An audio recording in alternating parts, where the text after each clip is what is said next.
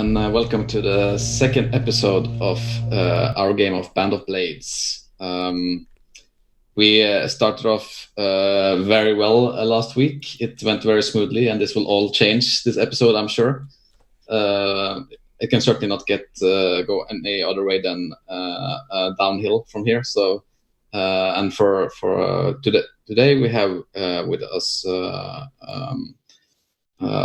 our regular crew, except Jim, who is going on a convention and is somewhere on the road with RPG books in the back of his truck I don't know, I think it was some, I don't know, states, which states, sorry, I forgot, but somewhere on the East Coast, I'm sure. So we don't have a commander, but we have his like over 50 or something. So yeah, so many. No need to keep track. Us Europeans, we don't have that many. I mean, we don't keep track of our countries anyway. So, and we can. I'm just gonna. Yeah, I'm Mikael. My pronouns are they them. This is my channel, and I'm super hyped for this game as well because we're going on a dangerous mission, and that's the GM's favorite.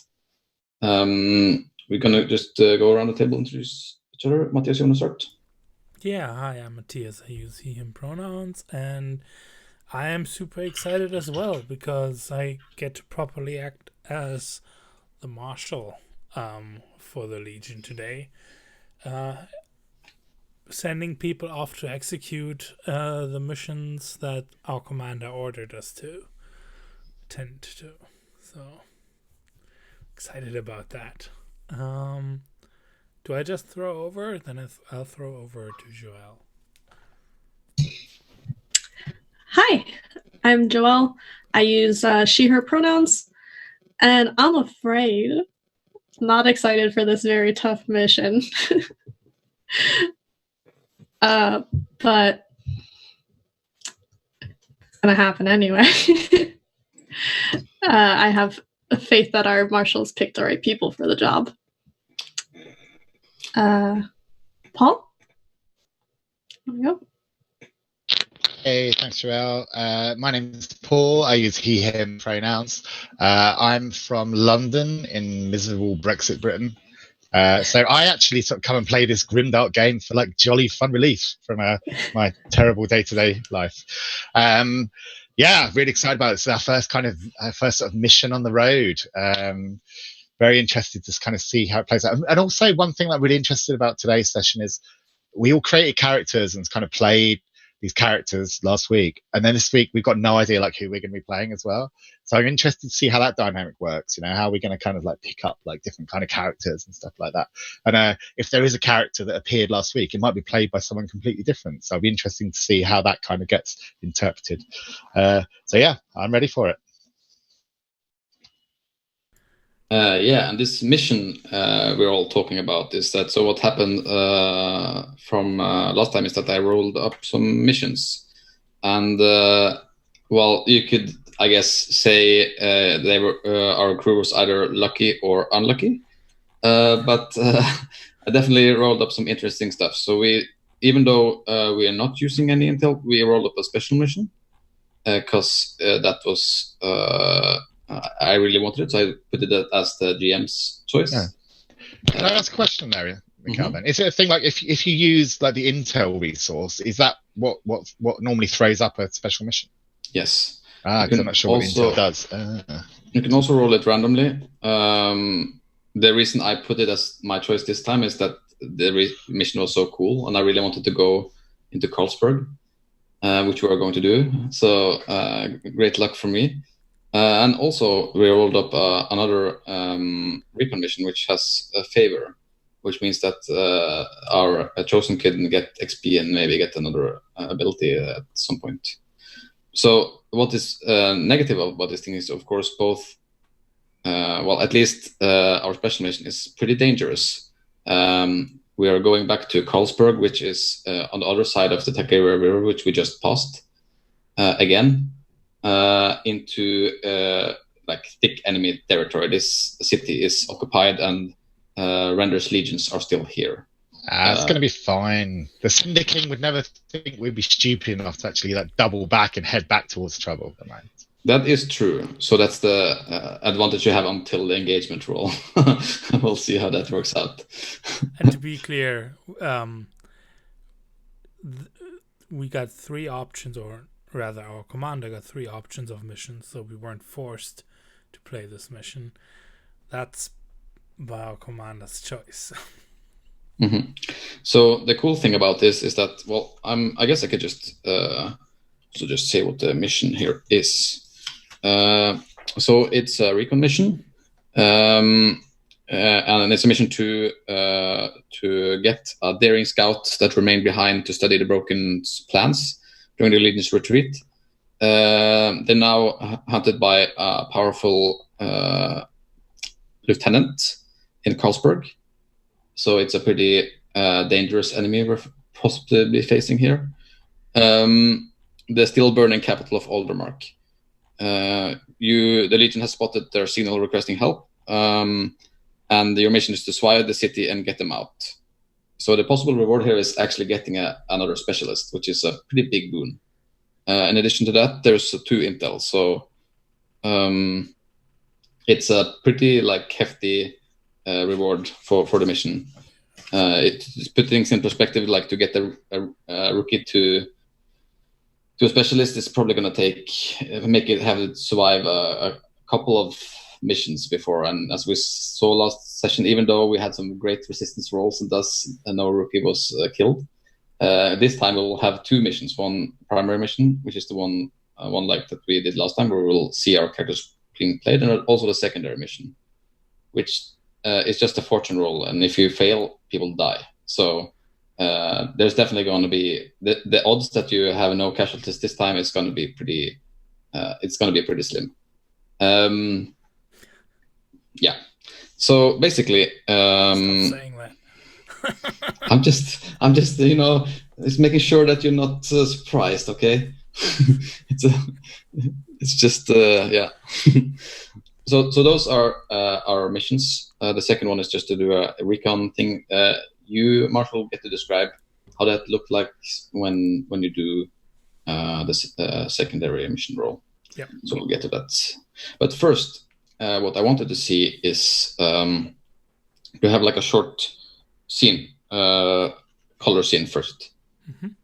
And I was thinking to have a scene where we look at, because our great lore keeper has written as their duty demands in the annals of the Legion about our glorious mission last time, and of course that definitely needs to be shared with our viewers. And also at the same time, I think it is a good opportunity to see how it looks in terms of how does this ritual look when you read out the annals to the Legion, because our viewers might not know this, but both I guess in the book, but also in our session 0, we talked about that we want this kind of being in the annals to be a big deal.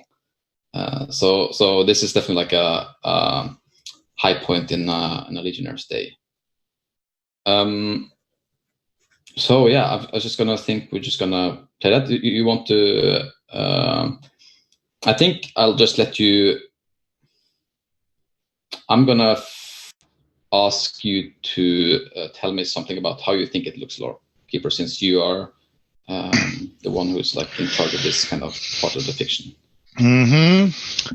Okay. Well, I like to think that it's part of the Legion's kind of ritual, basically, that whenever a new entry is entered into the annals by the Lore Keeper, it is recited to the entire company of the Legion by the Lore Keeper that morning. The morning after it's written, quite often the Lore Keeper, he will stay up all night, burning the candle kind of both ends, whilst he inscribes with this feather quill, in the annals. And then in the morning, maybe maybe there's like a bell. There's like this kind of sacred bell that's kind of all cracked, because it's been with the Legion for like 427 years. This bell, yeah, and people like awoken at first dawn, like first sunrise, by this bell, like ding. Maybe the lawkeeper's like apprentice, because he always has this the lawkeeper's apprentice kind of to help him out, like tills this bell, ding ding ding, and everyone will kind of wake, hear this, and know that they're about to receive like the latest entry into the long sacred history of the Legion. So I think they get, so what does that look like? Because I don't want to hog this. Let me pass it over to somebody else. Like, what does it actually look like when the Legion kind of gathers to like hear the latest entry into the annuals?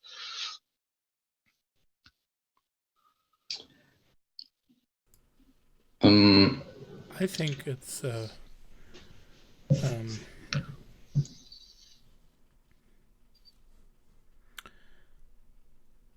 I think it draws people, and it's definitely like people lay down their work that they've been doing to gather up, and they draw in, and the camp kind of goes quiet for those minutes, and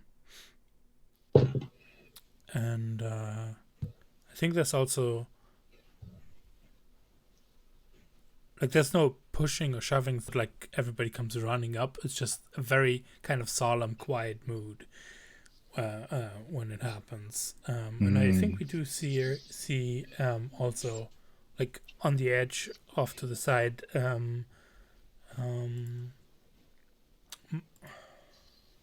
Marshal Manaber step out of his tent to watch from the sidelines.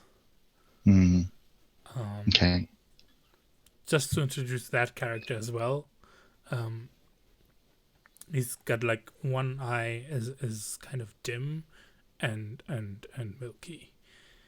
So presumably he's suffered some kind of injury or loss of sight on that side.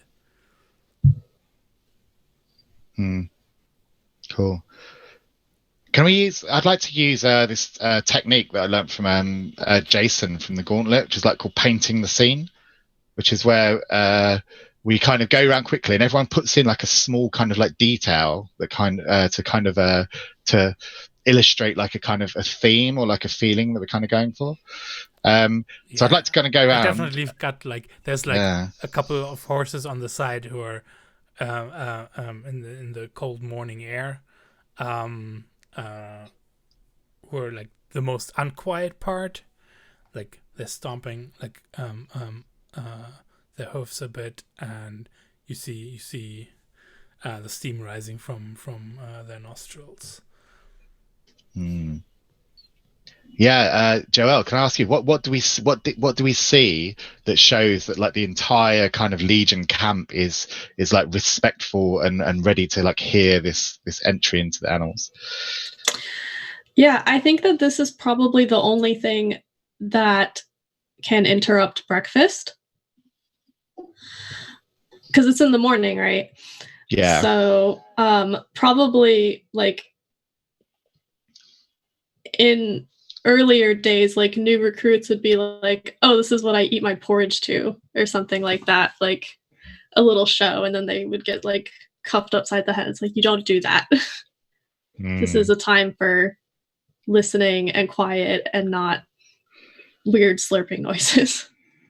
Yeah, I love it. There's like a veteran, like slapping some rookie around the back of the head. Yeah. Cool. I love that. Mikhail, what do we see?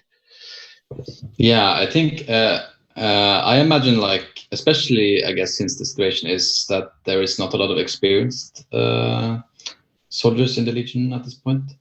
I think this is especially important now, but I think like the people who are on missions and who's mentioned in the annals, they sit at this table in the middle of everyone, in front of like wherever the lore keeper is proclaiming the entry, and this is like a way to like show, also to like introduce people who, to make people know who these people are, but also like I guess to introduce new recruits to the whole legion.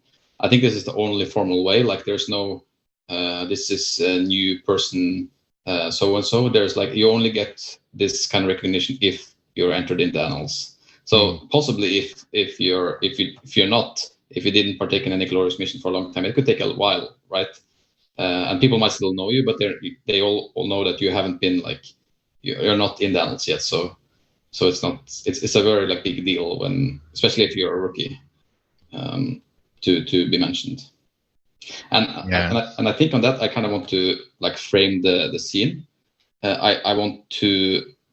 This is the situation right now. I think like you're sitting on these like all makeshift tables in this old.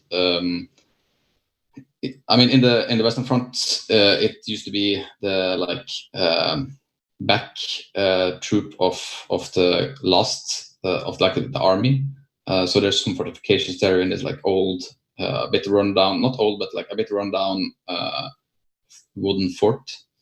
There is some furniture there. It's not very high quality or anything. It's very much like makeshift. But people are sitting in the like courtyard of this fort, and I want you to play the characters you played last time in this, and you're sitting in this table in the middle. And the I guess except you, Paul, who will be playing the lore master, doorkeeper. I'm sure that like there is some, especially among the Shadow Lions, it's a bit of like a this mood where they're like very excited about. I mean, they also had no casualties or not really much injuries, so it's very much like this. Oh yes, this is finally time. Like we're going. It's like graduation a bit, and like one talking amongst themselves, like who do you think is going to be mentioned by name? Do you think everyone is, or is it like who's going to be? And like I did this glorious thing, and then the other one is like, I I did that thing, and yeah. Mm-hmm.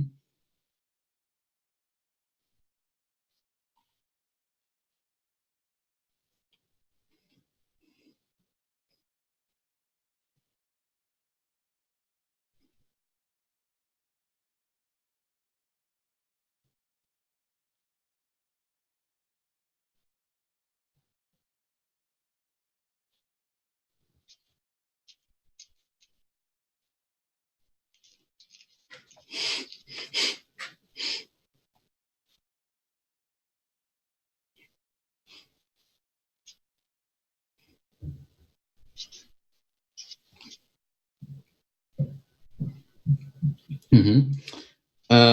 What about well? Have you been mentioned in the annals before? Is it like several times? Is there pages upon pages, or how is this? How does like is it even a special occasion for you anymore?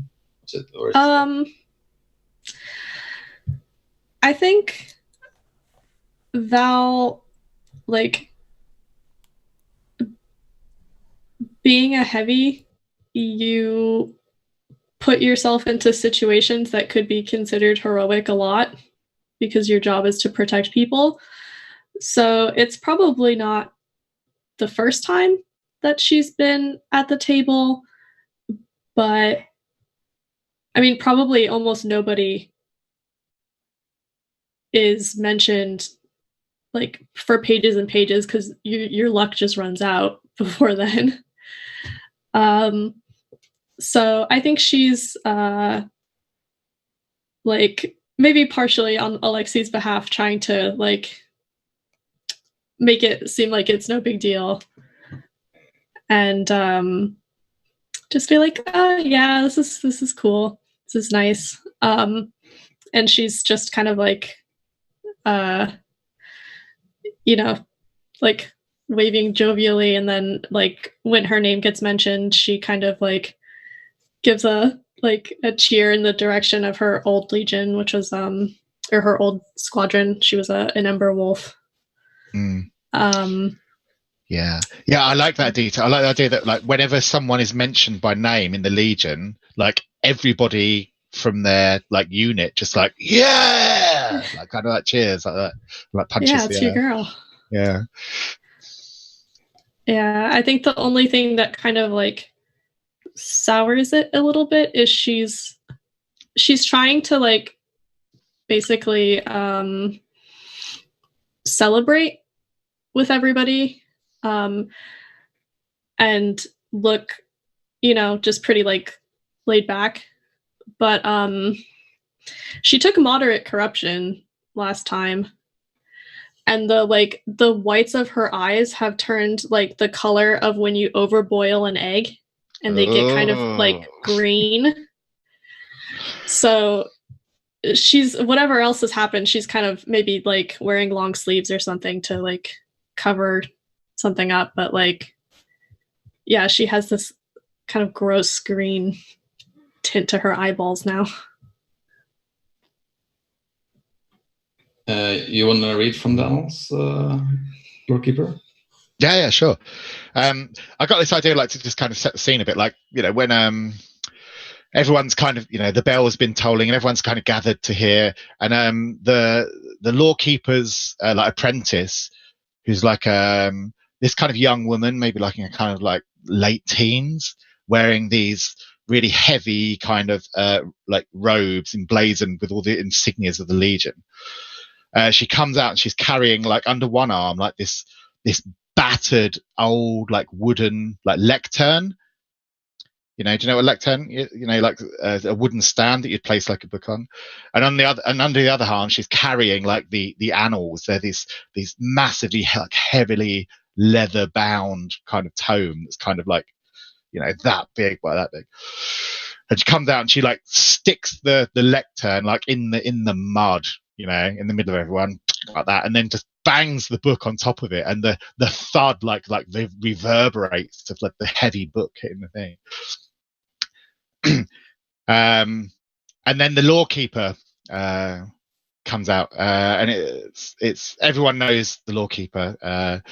The lawkeeper's like an old Panyar man, and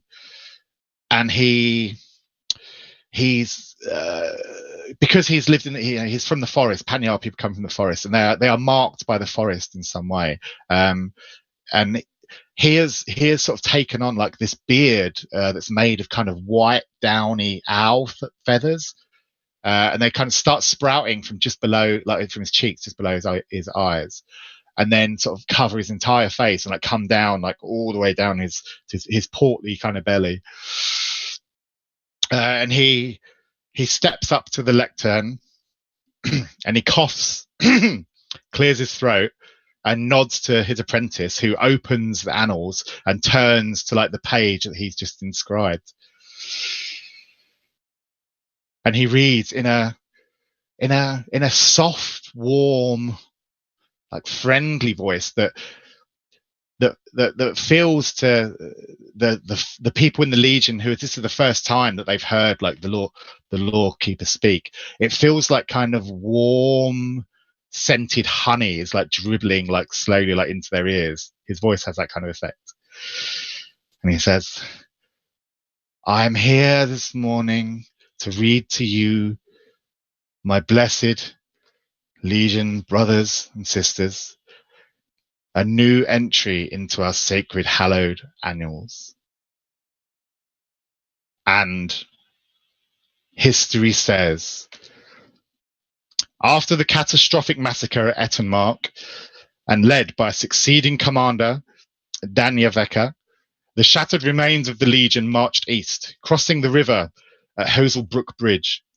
The Cinder King's infernal troops followed in pursuit, bolstered with heretofore unseen horrors to fight humanity. Critical supplies of Blackshot were left behind the lines as the Legion's retreat was organized, and those camps had been overrun by undead. If the Legion were to have a fighting chance, we needed that Blackshot. Legionnaire medic apothecary Emilio Orvos, and there's a cheer like, yay! led a squad of shattered lions on a daring nighttime raid on the undead-occupied camp, accompanied by Legionnaire Heavy Valentina Val-Zajovic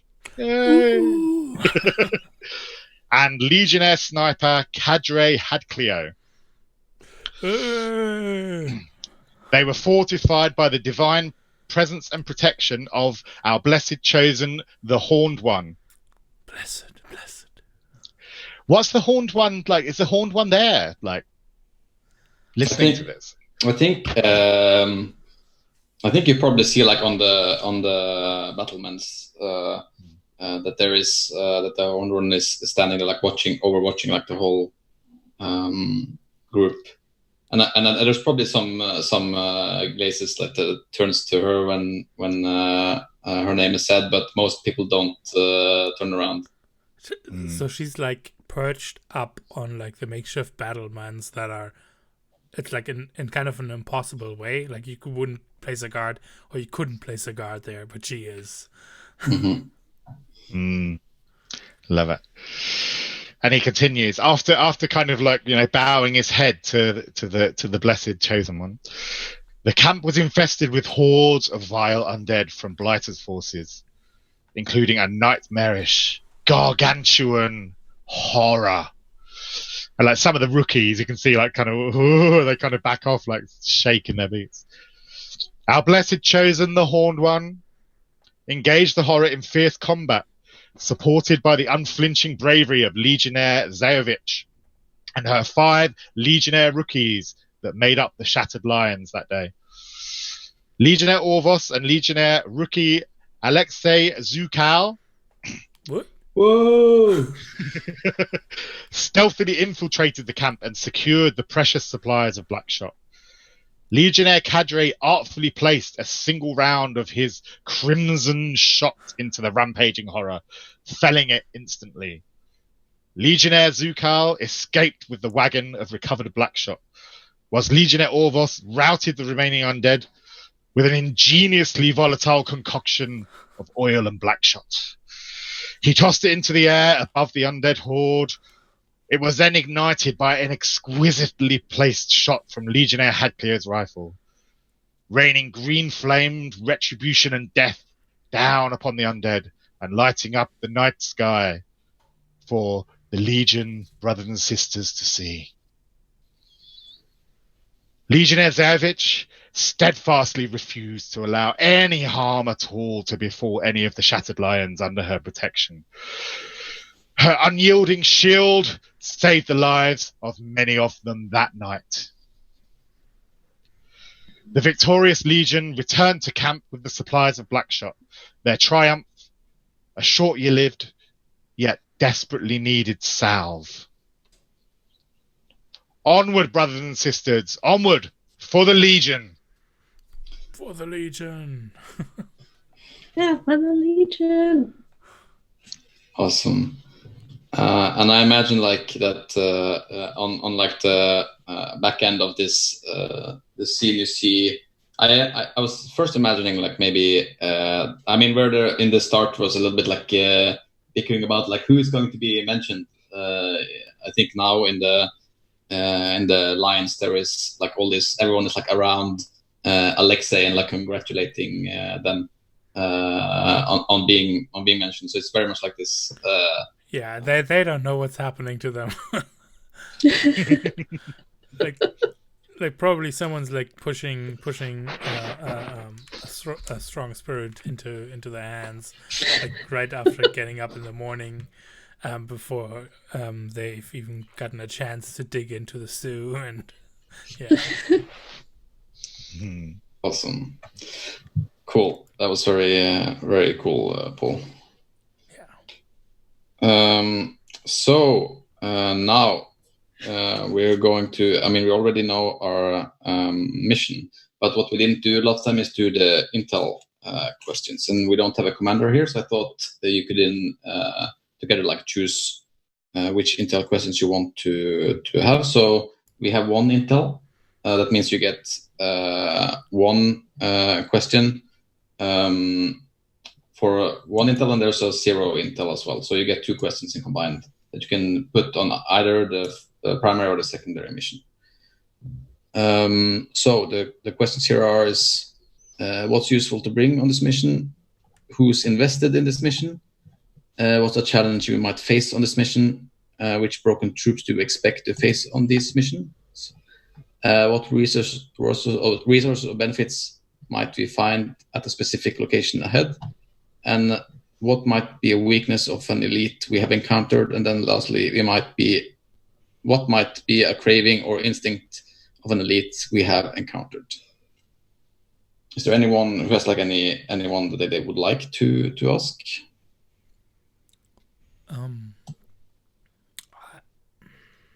I think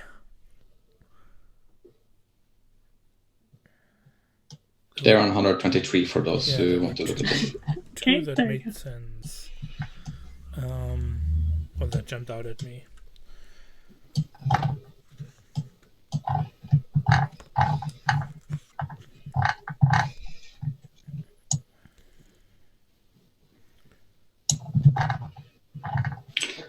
So if you succeed at this mission next time, you might get quite a bit of questions. There's 2 intel in the reward pool here.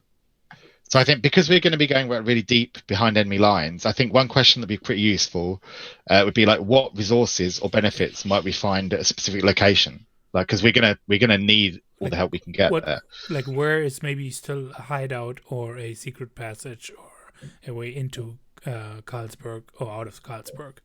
That's kind of the resources or benefits at a specific location. Really any resources at this point. The quartermaster's tent is sad and empty. Yeah, unfortunately, on this mission, the quartermaster is going to stay sad and empty, but resources for the suspected. Mission. Yeah. I think the easiest way in is that there is I found a map for this. I'm gonna show you. Oh, nice. So the location that you think where the troops are stationed is here in this big building, and as you can see, there are some rivers here. So the easiest that's probably like your main resource to get in and out would be to use the rivers, as you can go pretty close and also faster than going through the streets which are patrolled. And they're not really probably not really expecting people to come into Carlsberg, because that's a stupid idea. And where, and the scout was able to send out a signal, right? Yeah. And it's not from there, but it's probably close. Okay. So probably somewhere in this district down here. Yeah, because what they were spying on was probably around this building. So they can't, if they're stuck somewhere, they're probably stuck somewhere in this area around. Cool. And if I could you mark that on the map for us, please? Like, put a mark where we saw the signal or something. Yeah, I can. Let's see. Oh. Yeah, just draw like a big Batman symbol or something. That's fine. Yeah. Cool.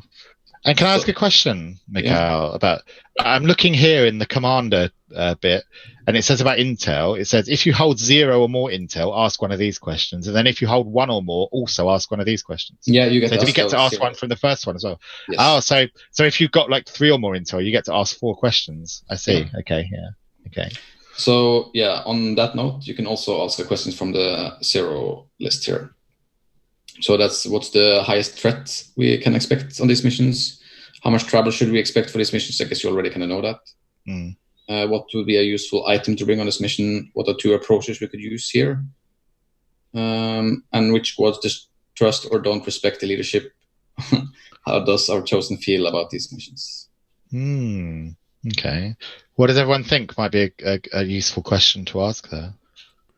So I believe we can answer a lot of these, so don't necessarily need to ask them. The highest threat is the lieutenant that's also trying to find the scout. That's what I mean, It's not necessarily. Not It's necessarily, right? Yeah, no, it's true. Like, I'm not trying to nail you down here, Mikhail. I'm just saying that would be like the obvious. Like, that's already bigger enough of a threat. Like, if there's even a bigger threat, then, well, it's better Sure. not to know about it, I think. Yeah, then it's render. So Yeah. Let's say render around the corner. Yeah. Well, I think we could go through and we could discount certain ones. Exactly. Like, how does our chosen feel about these missions? I don't think we really care about that, do we? Well, that is actually the one that I find most interesting. Oh, really? Yeah, Okay, interesting then. Okay. Because how much travel is something we know. We need to bring supplies. We know how much travel it is, don't we? We know where it is in we know where the town, the city is. yeah, it should take about 3 days. It says also in the mission description, so I guess that's pretty. That's what I meant. It already says in the mission description. So Yeah. I don't know what useful item. It's hard to. I don't know what a good fictional position would be to even answer that. Yeah, I think the mean, ones that would be useful. Oh, sorry, go on, Joel. I was just gonna say like black shot probably always useful. We don't want to get into a fight. A boat. Yeah, so the marshal is very clear No. with these instructions. Yeah. Well, we can do this as a scene actually to find out what question we need to ask here. Climbing kit. That's cool. Do you have any ideas of who is going on these missions and who's playing them? Because we could have like a small scene between the person leading it and the marshal, possibly. Yeah. So after like the morning celebrations, after that super successful mission and all the high spirits in the camp sub, Marshal Manaber leans down to to one of the runners and tells them to get Rusted Raging Tempest, and turns around and back into their tent and into his tent and waits for Rusted Raging Tempest, our scout, to arrive. And once they arrive, the marshal says,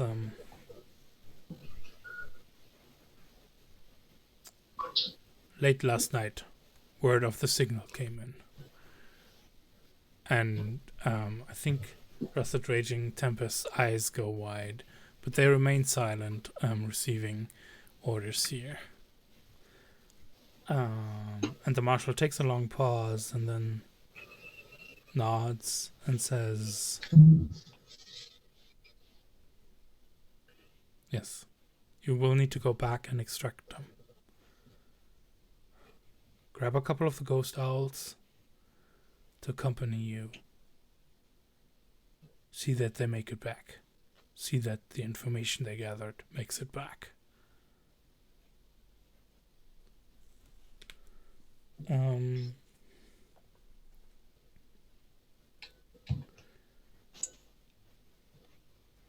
So I think what the marshal is implying here, that the approach for this mission is definitely one, be stealthy, be quick about it.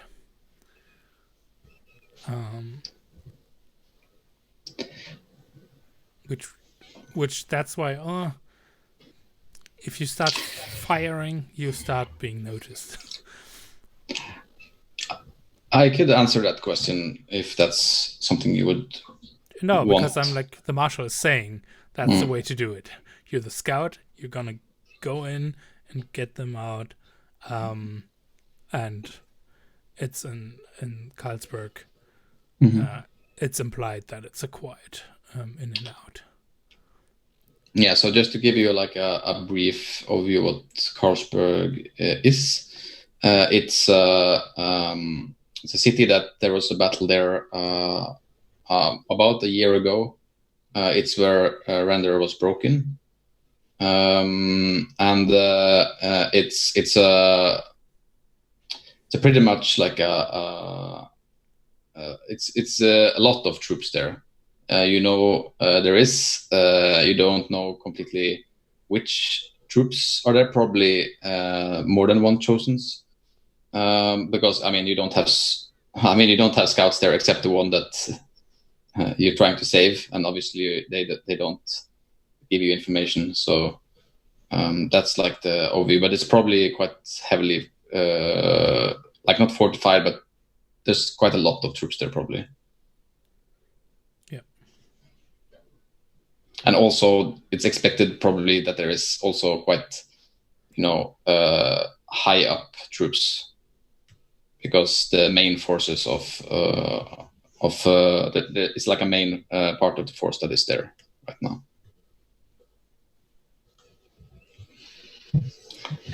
With that in mind, is there any of these questions that you would like me to answer? Yeah, I think this is usually a thing that the commander is supposed to do, right? I'm just like stepping in here, and please, the other players, like interrupt me if you say no. It's got to be a different thing. Maybe you've got like someone else from the command staff running up and saying something. But if you don't, then the marshal will be standing up, clasping Raging Tempest on the shoulder, and giving an encouraging squeeze before he lets them off to go pick up, do the preparations while everyone is still in high enough mood, and then he steps out of the tent and looks up to where the Horned One is still perched on the battlements, and noticing which direction there she's looking, and wondering about how Chosen is feeling about these missions. Yeah, awesome. I have a perfect thing. I think they're definitely looking towards the city. And what you also you don't notice, but the viewers on the TV series notices that in this there is this what was the name of the one we're saving here? Let's see. Anthracite sweeping calms. Yeah. Okay. So I think there is this she's holding this blue rock in her hand that she's grasping and letting go this, and you see probably in the previous smash cut of looking at the scout in the city, they had one of these stones around in a necklace around their neck, suggesting that they have a personal relationship from before the Horned One was chosen. Oh, interesting. Cool. So I also take it because the question is, what do they feel about these missions? That the other mission is just that's just I think they're duty stuff. That not really. No, I think that's a thing that definitely the Horned One is a bit conflicted here, because I think their nature and especially connection with this god suggests that the other mission is more important. But she feels conflicted because this person that had significance for her is the goal of the other mission. Yeah, maybe we get this that the marshal is looking up and seeing the Horned One look out west, but then her eyes return towards the camp, and then the marshal looks where she's looking, and we see Cadred Hadglio leaving camp with the Grinning Ravens for the mission that's northward. Yeah, that's awesome. Cool. So you're having one specialist on each mission. Is that how you're rolling? Yeah. So our sniper is going to go on the secondary mission, and our scout is going on the primary mission. That's bold. Is it? saving our specialists.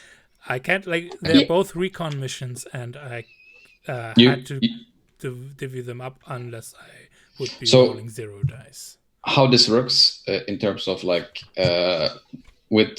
everyone watching and players here, every mission type, and in this case, which both are recon, there is a required specialist. That means that there has to be one type of specialist for recon mission that is sniper and scout on each mission. You don't have to have it, but if you don't, then there's a minus on the engagement roll. The second one, you can have up to 2 specialists on a mission, plus a medic, because it doesn't count towards the limit. And they can be whatever specialist. It's not as long as you have the one required one. So technically, you could have had the scout and another specialist and the medic. But that's your decision. So if you want to have one, if you're just going with the scout, then we're just going with the scout. Yes. Cool. Someone would have to question the marshal about this. I mean, I think the quartermaster would. Because he's ornery. So is she stepping up, noticing this quiet scene between that's happening in the camp, while everybody else is high on the spirits of the last mission still? Yeah. So the quartermaster is a man named Isaac Albrecht, and I think he kind of sees that you've only called the scout, and kind of comes over, and he's like, "What are you doing? The officer is still fresh. She didn't go on the last mission. Why wouldn't you send her? You're sending all rookies into Carlsberg." Well,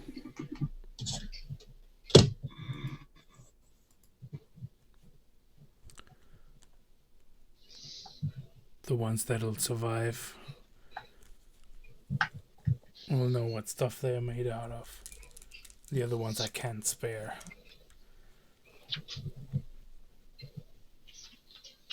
I don't even know why we have an officer.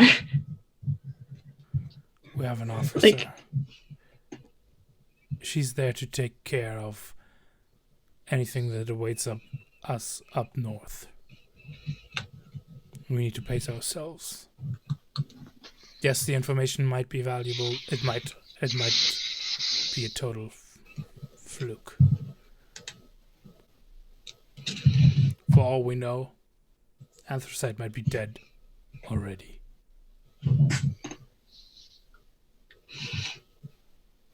I think he still doesn't look pleased, but you really can't argue that they might be dead. Given the situation. So he just kind of rubs the bridge of his nose, and he's like, "Okay, what will they need?" That sets you perfectly up for the engagement roll. Yeah. Yes. Okay. So who are we playing? Who's on? What characters we got? Who's on this mission? So we've got our scout, Rusted Raging Tempest. Mm-hmm. So that's one person needs to play that, and the other two need to make a rookie. Cool. Can I be a rookie, please? Sure. And what's is it the ghost owls or something? The ghost owls, yeah. You can grab Woohoo! one. So can I just grab one at random and just make a ghost owl quickly? Yeah. Yeah. So what I'm thinking, I made we'll a rookie earlier. That's cool. Yeah. Oh, cool. So what I'm thinking, I thought it was supposed to be before. Cool. Well, what I'm thinking is that we'll grab a short break after the engagement roll for you to drum up your characters, and we'll go right into the action afterwards. Yeah. Okay. Cool. So the engagement roll. Mm-hmm. Cool. But who's playing the scout? that's you then, Matthias. No. Am I? Or do you want to, Joel? Actually, we've got a new player just arrived. She can be the scout. That looks like a great scout. Yeah, it does. Wow. Amazing camouflage. Yep. I trust her completely. Do you want to play a rookie, or do you want to play the capable, the much more likely to survive scout? I kind of wanted to play a rookie. I wanted to play a Penyar person. Sure. Yeah, I think there's one in the Ghost Hours, actually. Yeah, the scout is also Panya. Yeah. So, but yeah, you go ahead and make a. And you're a scout, I guess. Sure. Yeah. Then I'll play Tempest. Mm-hmm. That's fine. Awesome. Now for the engagement roll, assemble the engagement roll for all missions by first asking the following: Legion loyalty. Are all on the mission oath sworn to the Legion? Take +1 die. I think so. Yes. We don't know anything else yet. Yes. So that's 1 die. Did the commander spend 1 intel to give you advance information? Nope.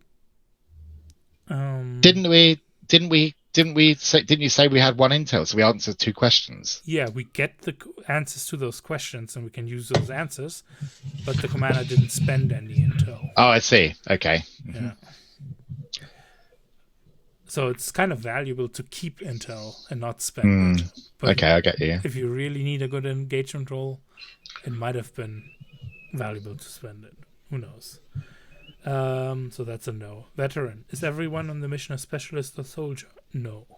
No. Definitely Leadership. not. Definitely not. No. Does any legionnaire distrust or not respect the leadership enough to obey orders on the battlefield? No, not that I'm aware of. No. Parameters are required specialists or equipment not on this mission. Required specialist is on this mission, but I don't know if we missed something obvious equipment-wise. No, okay. And then for recon specifically, did the quartermaster spend horses to equip the mission? I have use of horses. Yeah. If you What, would. do you want to use it? So this is, I'm just gonna be a bit meta here and say something that's smart. So keep in mind that if you also have a secondary mission, and the chances of the odds of them failing with 1 die is higher than probably if you fictionally position yourself correctly here, because they can't use stress or anything. But that's just to information. So it's also for that mission. I see what you mean. So, like, it might have more effect to use these resources on the secondary mission. I'm just making sure that you're aware of that before you spend it here. But Okay. Okay. Well, it's up to you, Quartermaster. It's in your hands. Like, you know, they're your horses. Do with them what you will. Horses are one that has 3 spends, right? Yep. So I mean, it's a bit lavish, but I'm thinking since these are both special missions, maybe we should use horses on both. Whoa! How many horses do you have? I have 1 horses with 3 uses, so we would have I see. 1 emergency horse left. For advancing, possibly. Okay. I mean, but like I said, they're both special missions, so. Yeah. We already saw the horses earlier, so this is nice fictionally. Cool.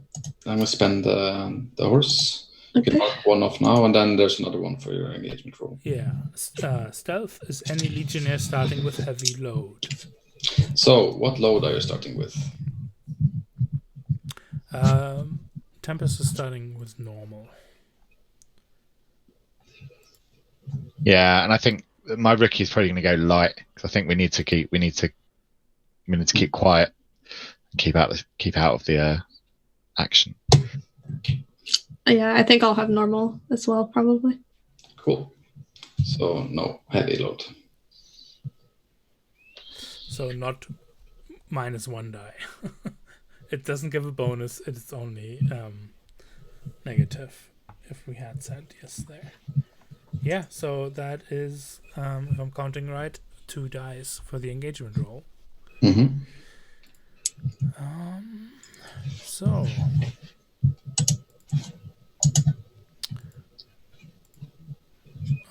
Switch over to that, and where do I have it? Okay.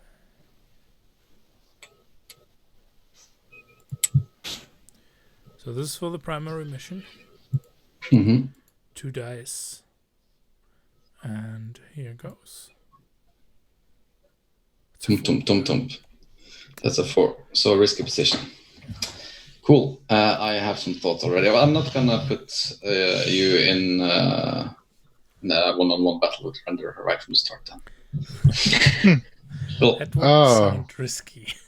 That would be quite desperate, I think. Awesome. So yeah, let's have a little break for you to drum up your characters. Make some rookies. Yeah, and we'll be back in 10. Cool.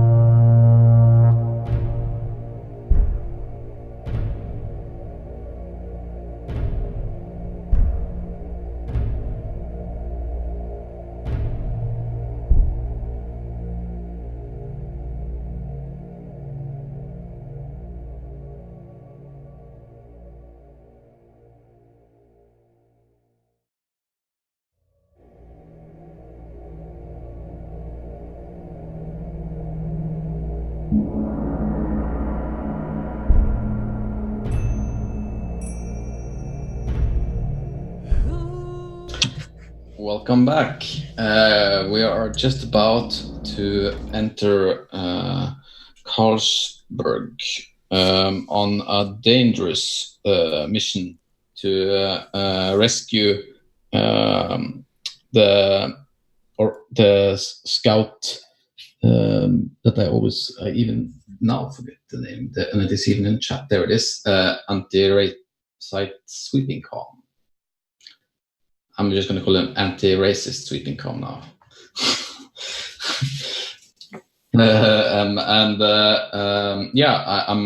We rolled our engagement roll, and it's a risky position. So I'm just going to quickly frame the scene. As you enter Carlsberg, you go by boat. I think the horses here is literally just like the boat. There's no horses. It's just exchanged here. It's in the, I think it's in the early morning.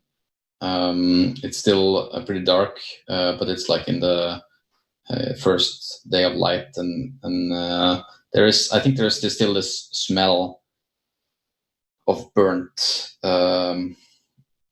wood here. The city was overrun a year ago by the Cinder King, and it's still burning. I think as you come in with your boat towards this square, you're going right past the big the castle of the city, and you hear the ground almost shake as you go under the bridge. As it seems to be like a morning, what's it called? Like the troops are having their morning like a thing where they stand up and count doing their day's commands and stuff like that.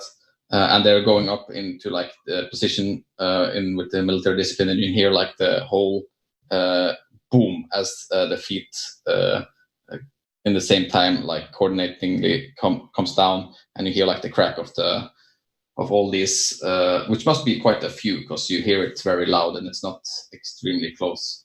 Soldiers in coordination hear their like armor rattle, and you hear this like voice as you like peek up, shouting to them. I guess I don't know how are you reacting, because this is a human voice. I mean, I think you heard about these. These are the Black Oak Knights, which is a legion of human soldiers that swore allegiance to Render when he was chosen, and then when he got turned, they stuck with him. Well, they are a pretty fearsome group of soldiers, and you see in front of this like company, which is probably, I'd say it's probably like 40 people there, 40 soldiers standing in rows. And in front of them, there is this man on this armored black horse with his lance in this like standing up, and you see it's like completely jet black. And you see on his shoulders there's skulls hanging down, and I think probably you, Russet Raging Tempest, recognize him as Mikin, the Dark General of the Black Oak Knights, one of Render's lieutenants. And it's almost like for a second it seems like he's looking straight at you. But then he continues doing his orders, and you see like right as you like peek up there, there's this squad walking past you, marching quickly towards the this morning. This this word, I don't know what this is. Military word that I don't know. So I'll but this group standing there and like rushing right past you. What do you do? We press back into the shadows of the alleyway from where we've been watching, to just let them march past.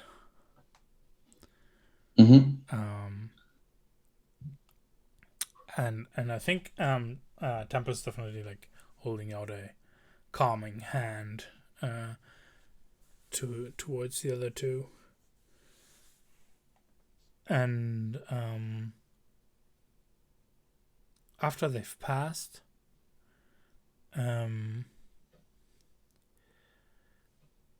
they turn around and say, "So, somewhere in this vicinity is where Sweeping Calm must have holed up."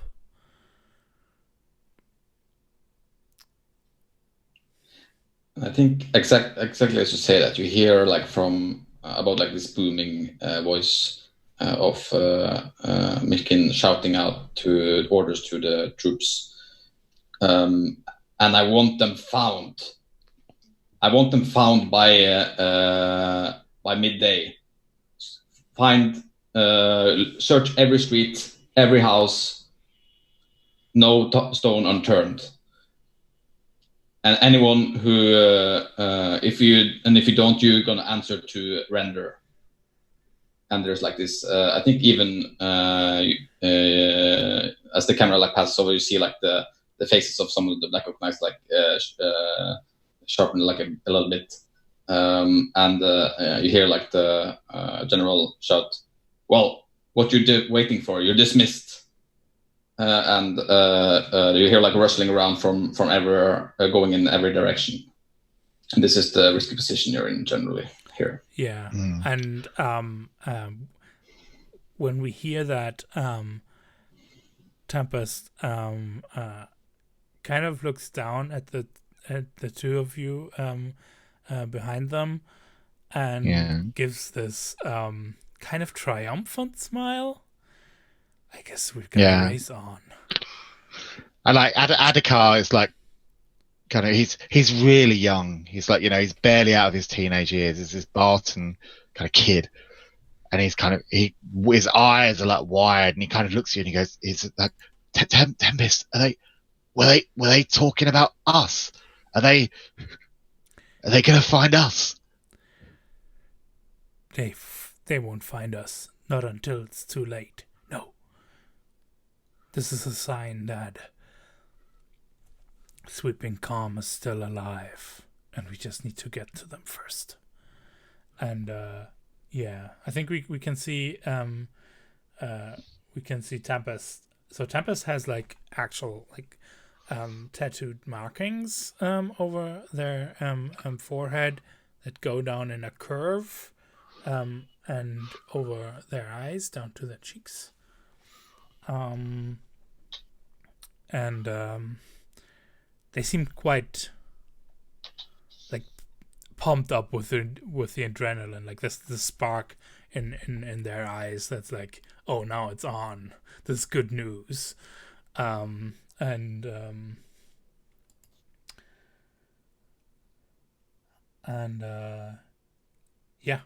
I think and looks once again over the two recruits that are with them, just for us to maybe get an impression of the two of you as well. We got a bit of God, no, I need to have my own name. Adhikar, and the other one who's probably Attica's then was right behind Tempest, and was Ember Flowing Smoke like bringing up the rear?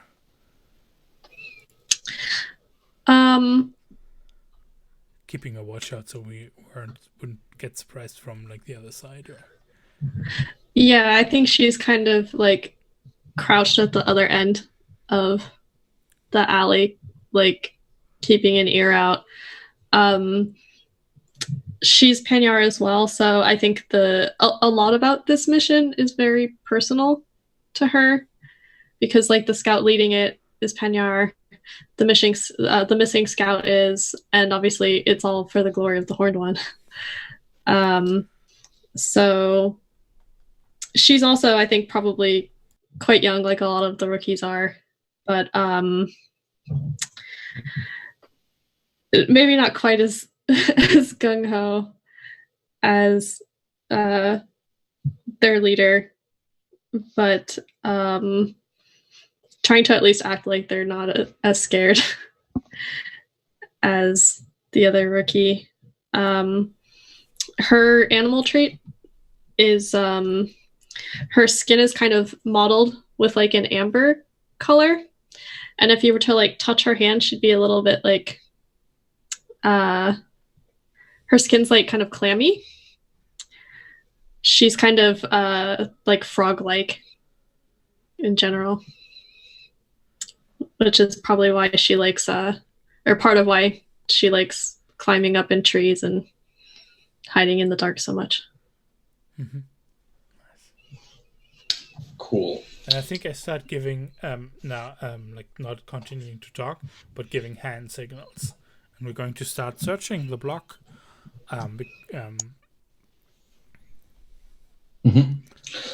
So I made 8 o'clock for them finding the scout. Okay. Do we also get an 8 o'clock for us finding the scout? Yeah. Okay. So it's a race. So what I'm suggesting here is we're moving in concert with each other, so that this is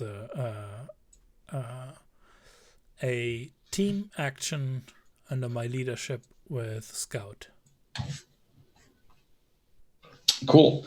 I think it's risky because there's a lot of people in the streets, and it's a standard effect. And to translate that, standard effect would mean 2 pips on the clock. Yeah. Which I think is fine. We do not need to escalate it right now. So are we heading towards like where we saw, where apparently the signal kind of originated from? Is that where we're going? It's supposedly, I'm pinging here, I guess somewhere in like this district. Okay, sure. Yeah. And I'm thinking we probably stealthed our way in via boat, like our boat is somewhere here. Mm-hmm. If that's fine with you, Mikael. Like, I think that your boat might be here. Mm-hmm. Okay, gray is like really hard color to see, so let us be green. That's too bright. But you get the idea. Yeah. Yeah.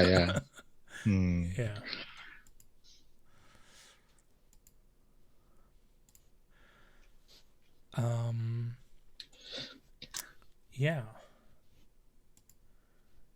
Yeah, and I think probably. Did you say where you thought the signal was, or should I point it out? I was thinking probably like around here. Yeah. In this district. Yeah, I think so too. Yeah. Cool. So can I ask what sort of form did the signal take? Like, what was it? Was it like a smoke signal? Is it like I don't know, maybe if it was a panya, was it like kind of a bird, kind of like a message, a bird with a message on it or something? What was it? Yeah, that sounds kind of neat, I think. We're also 3 days away, so it anything that's too cool. obvious, and they apparently only just found out that there's someone in the city. Right? They probably haven't been searching for them in the past couple of days. No. Cool. So, how does it look when you command? Yeah. So I'm starting to give hand signals, and as we're facing towards the large square, I'm giving the hand signals for them to cross the street first to the next building, and then follow them up until when they've arrived.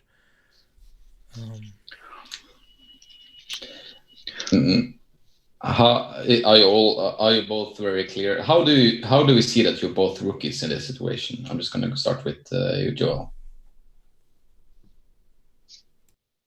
I think part of it is appearance. I don't know how it is with if this is the same with all the specialists, but like in some cases you automatically get like fine equipment if you're a specialist. It's not the case for the rookies. Like considering everything that's happened, they're possibly even wearing like stuff off of like dead people, or like charity stuff given from villagers that they passed by. So I think that's a pretty big marker, is she's in like just kind of a ragtag assortment of clothes. And yeah. What about Adhikar? Yeah, like I said to you, like Adhikar is just like a Barton kid. Like, you know, he's really small for his age, you know. So yeah, he looks like a kid, and because he's like the cook. He's carrying the food like in his pack, and he's got these he's got these like battered old like saucepans kind of like hanging off hooks on the back of his pack, you know, that he's tied them all up with this like cord to keep them from jingle jangling around because he's being like stealthy. But like as we see him kind of like following like a amber flowing smoke and russet raving tempest, you know, he's trying to copy their kind of stealthy maneuvers. We see like swinging like off the back of his pack with these saucepans, there's this like grubby little kind of like a doll, like a fabric kind of doll that's obviously like his, you know, it's like it's his, and he reaches behind and you can see his hands really shaking. He's really fucking nervous, and his hand like closing around this doll, and he gives it like a little stroke on the head, and then he stills himself. You know, it's his doll from like when he was a kid, and he's got it strapped to his backpack. Awesome. And I think Tempest then follows up and enters the building. It has like a broken in front door, and it smells stuffy and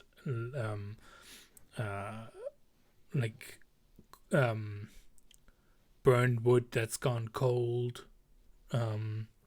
At least this building isn't on fire or on smoke right now.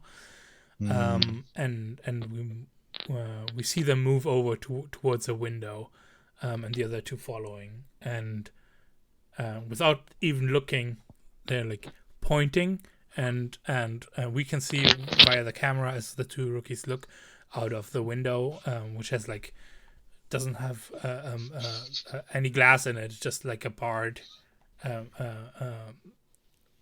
like it was barred, but it's hanging down, so we can see, and we can see like a taller building deeper in the district, and they're like, that's where we need to head towards, get a good vantage point. Cool. It's time to roll. What action are you using? This is Scout, and it's a team action, I think. Can I add like a little detail kind of like into it? I know you mentioned the smell of like the burning and stuff, but I quite like the idea that this entire city just smells of like rot, like rotting, like, because you said it's about a year ago it was ransacked, and it smells of like wet rotting wood and rotting food, and maybe even the smell of like kind of rotting bodies, because like the undead haven't cleared up the bodies, you know, and there's this stench of foul like rot everywhere in the air. Yeah, I love that. Right, are you all ready to roll? Oh, what are we rolling? It's a team action, I would suppose, with Scout. Oh, okay, cool. So we all roll together. Yeah. You click on Scout, and it's risky standard. And, it's risky standard. I'm not pushing myself or anything here. No.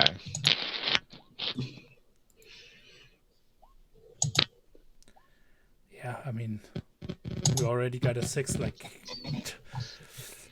your natural instincts are perfect for this right now, Attica. Awesome. Hiding, Yeah. being small, not being seen. Yeah, I think yeah, we kind of see like kind of Attica like with every step, like he becomes more like Tempest and more like Flowing Smoke. You know what I mean? Like he's learning so quickly. He's kind of almost just copying their kind of moves. Yeah, that's cool. So I think, yeah, that's a pretty nice visual. So how does Russet Charging Tempest look when he's sneaking around? It's very low to the ground. It's very low to the ground. Often even with like one hand to steady themselves and looking around. This is probably also why it's actually very easy for Attica to mimic this. Even though Tempest is not like a particularly short person, they're lean and dexterous as they're crouching around these alleys and moving swiftly from corner to corner and getting into a rhythm with I mean, I think there's like I think there's almost a natural understanding between Amber and Anthracite and Tempest in the sense of it takes a little bit, but then we recognize the way we each other move. And Do Tempest and Smoke, do they know each other like from Panya? Like, do they have any kind of relationship? maybe when we need a flashback to establish that. Okay, cool. Yeah, cool. We could right. fall back on that. So how does Russet make sure that Amber is not in a worse situation here? Because you almost let the group down here. Well, Yeah. So it's not going to mean stress for me. No, but in the fiction you're saving Amber's ass here. I guess Adhikar as well, but. Well, not really, because they both rolled a 4 to 6, so they do it. Yeah, but if it would do it on their own, there would be a consequence here. Yeah, exactly. And if it were 1 to 3, then I would have to pay stress to prevent them. Yeah, I was just thinking. Yeah, I think this is it's the that there is a moment where I always know where Adhikar is at this time, at least, because he's mimicking my movement so much. But there's a point where I assume Amber falls into something more that's natural, more to them, and I'm at that point a little bit confused at some point where she is, and it takes a moment.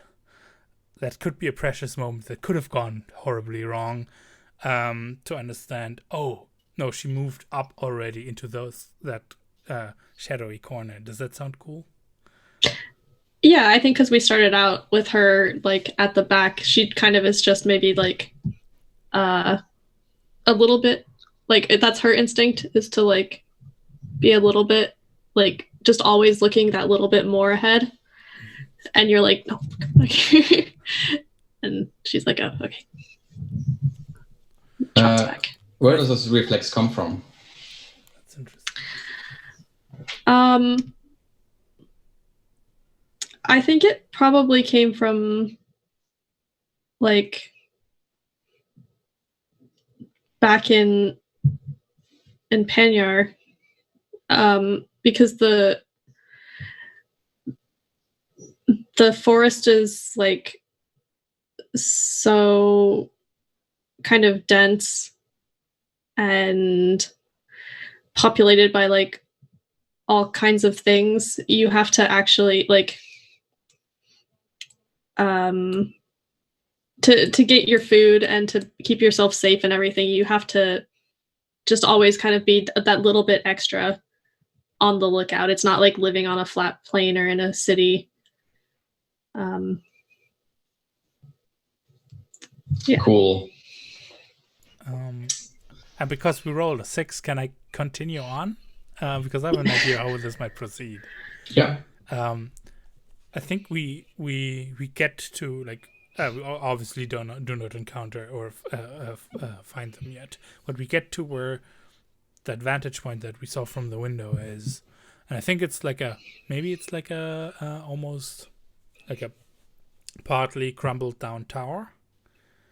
And when we get there, I turn around and I go, all right, who of you is good at climbing?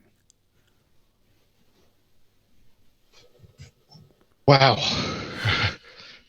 Like he's already like rummaging around like in the back of his pack, and you can hear like the pots and pans kind of going, and he just pulls out like this rope and these like climbing kind of, or this climbing gear, and goes, well, I've got this. I'm not really that sure how to use it, but I could give it a go.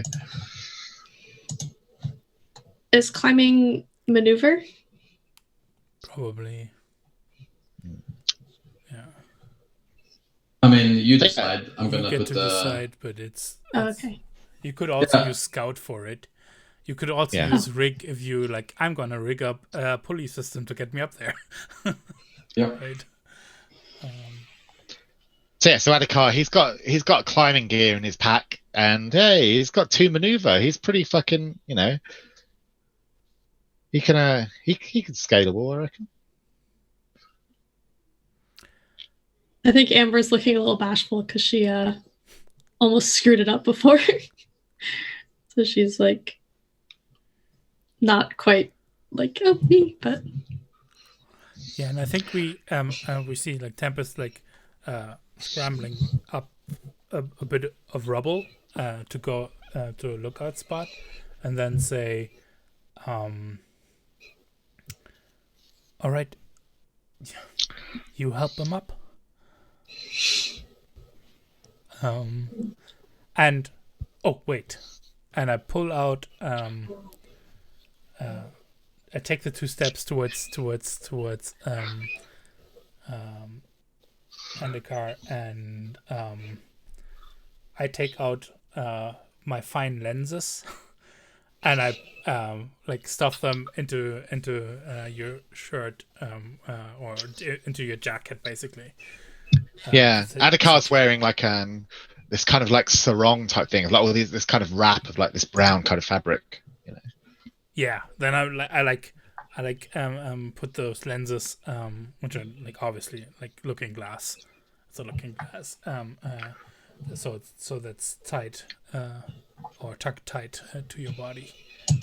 And then return to my vantage point. Yeah, and I think you hear from below. You two, go check the tower. Oh, I want to resist that. Okay, yeah. Yeah, because this means there are other people coming around. So if we just wait a bit and they see it's like not a thing that we can climb, then if we just duck into the shadows and wait them out. Sure. So I'm like, I give like the strong hand signal to move back to where we already came from. So that'd be what, insight resist, wouldn't it? I hope it counts as an inside resist that I like saw them coming. Yeah. Yeah, I'd say so. That was me putting you in a risky position again, so I guess you're going for a controlled one here and possibly having time to do it. Yep. And now I don't know, like I do have +1 die to inside resist because I'm shrewd. I think it should get you ask you for a bonus die when you. Yeah, but I did mark the +1 resist thing box there. Well, we'll see, I guess. We'll see if it's it should then be 4 dice actually. So let's see how this goes. Yeah. Yeah. Oh, it's a crit, but I haven't had any stress yet, so I don't even get to clear it. Yeah, but it's you succeed. Like how I think. Yeah, they. So you take them like back. Where do you hide? I think it's actually this like they were getting ready to see to so that Erika gets to climb the tower or the rest of what's left of the ruin, right? Mm-hmm. And there's this very quick where I come out and I just grab them both and pull them behind the pile of rubble I was on. And we get the scene where whoever is going to look into the tower just like moves over the rubble and we're like pressed in underneath and getting soot all over us. Like we're becoming more and more what Carlsberg is looking like as we're like been like crawling through these streets. Yeah, and I think like you see the faces of these two, this one person, and I think you see like his face is completely like full of soot, not very like clean, and you like feel the stench of someone who is not very hygienic, and he just like I think he looks over and you see like this chain of around his neck where he has this like skull attached that's still like rotting a little bit, and like looking over it's like nah, and looking up, nah, no way they're up here, you can't climb up there anymore. And then just like looking at the other guy and it's like we should go. I mean, they wanted us to look at that whole all of these buildings. We should hurry up. The boss will be displeased if we don't report back until dinner. And they like go out of the tower. What you do? I think the whole time that like these they're talking like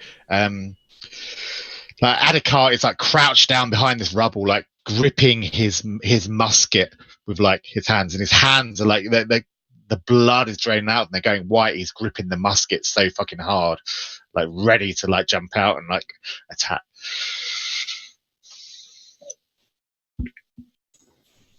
And you hear them walk away, and it's quiet again. They like you hear them like them saying something going into another building, but they're a bit further away. All right. I think the horned one is smiling upon us today. I think she's watching over us. Really happy to have you two here with me today. It's all right. Save it for later. You're doing good. Cool. So you start the clock climbing operation? Mm-hmm. Yeah, I'm climbing. I think I shed off. I take off my pack that I'm carrying that's got all the cooking gear in it and stuff. And I sort of thrust it like into the chest of Amber Flame Smoke. I'm like, hold this, like I'll be back, yeah. And I take the climbing gear, turn around, and then I turn around at the last second and go, I'll just take this, and like grab the doll that's hanging off the back of the pack, and like pull that and like tuck it into my top. Yeah. And I think I take the like I actually turn towards you, Amber, and I take the pack and like, come give him a lift. To take it out of your hands, right? So I'm like, you two go handle that. I'll keep a lookout on stuff that we won't get surprised again. Okay. Mm-hmm. Yeah, I'm going to use this. This climbing kit. I've not used the climbing kit before, but hey, you know, I used to climb. I used to be like when I was at school. I was like the kid who was like always climbing up to the top of the tree. Always climbing. That's my thing. Cool. So how this looks is inside this tower. I think this used to be like a building where the fire department of the city is. They have like a tower that they could see over the city where it's burning. and the stairs had like fallen out, and there's like this. There's also this hole in the wall here, but you're not that high up, so it's you can probably like climbing up there is. I mean, I established it's controlled now since you can use your time and the standard effect. If you fail this, I'm gonna put you in a worse situation. Yeah, sure, that's fine. Because falling down here is still gonna be a lot of pain. Or you can, like, say you're more daring and push the situation back to risky, but also get great effect, which would be 3 ticks. Yeah, and then the fiction is just being less careful. Yeah, that's what I'm gonna do. I'm gonna maybe like the first, because I've got like these like kind of iron spike things that I'm banging in with mallets on it to get the handholds. And the first couple, you know, he's really like anxious, he's really like tentative, and then like with each few foot he climbs up the tower, he gets more confident, and he's just like, fuck yeah, I've got this, and he's like bang, and he starts like barely, he just hits them in once, he's like bang, got that, bang, got that. Yeah, and by the time he's halfway up, he's going up like a spider monkey. So yeah, I'd like to change that to risky but great effect, please. Yeah. And I was assisting you because I gave you a lift up, I think. You can mark a stress. Cool. So I'm going to use my maneuver. Yeah, is that cool? Yeah. Are you pushing yourself either for a fix? No, I'm not pushing myself. So it's risky. Devil's Bargains. I might have an idea. Yeah. Because I want to push this, and maybe we can work this a little bit to see what you think, Mikael, if you want to offer that Devil's Bargain. Is so assuming he kind of gets up there, he's going to get a look around the city, and whatever intel he might find, like for us, I also want him to see something horrible up there from there. Like he's going to have the looking glass and he's going to see something horrible, or maybe there's even a horrible scene up on the tower, like something horror that like something like his first sort of sight of like the horror of the true horror of war. Yeah, like something that could even go into the direction, like maybe if it's not resisted well enough or handled well enough, it could cause some corruption with him. But that's what I'm suggesting to Mikael if he wants to offer that kind of thing. Yeah, sure. Yeah, I can do that. I have an idea for what it could be. Yeah, cool. So that's 1 bonus die for the assist off Amplified Smoke and 1 for the Devil's Bargain. If you take it. Yeah. Of course I'm taking that. That sounds amazing. Like, how could I ever turn that kind of stuff down? All right, here we go. So I rolled 4 dice. I scored a 6. So great effect. I do it. Yeah, that's another 3 pieces here. Cool. So you come up to the top of the tower, and it's. I think.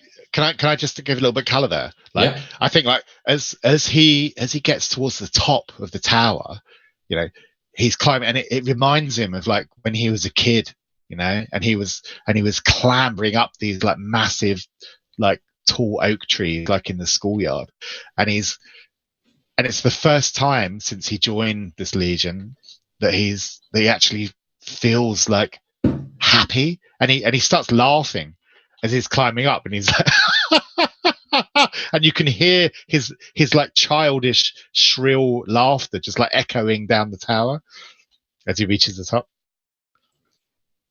Cool. I'm gonna roll fortune roll for how they're doing searching for the scout as well. The render troops.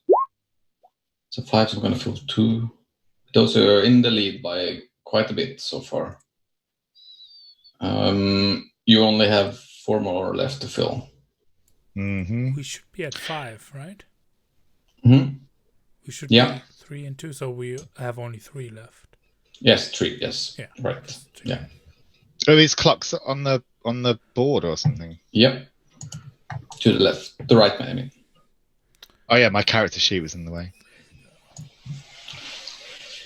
So, you come up and you put out your like looking glass, and I think you see on the other side of the street the people, the two soldiers who were just inside the tower. You're going into this one house, and you look at the next house. There's nothing there. Looking at the next house, and I think you see. Actually, I'm going to ask you this, amber flowing smoke.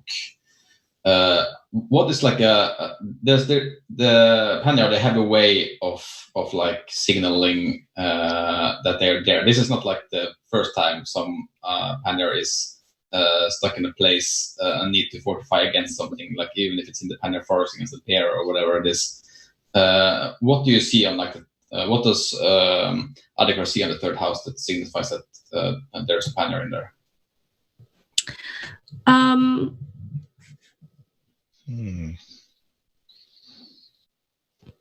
I mean, I think we talked about that maybe the signal was like a bird. So this is like an awful place. So maybe it's notable because it's the only place where there's like pigeons still landing on it.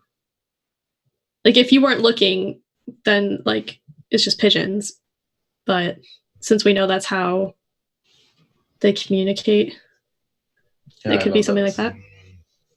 Oh, I love that. I love the idea that maybe like every single other bird in the city is like dead, but like this one building has just got like every single like bird that's alive is like on that building or flying above it or something.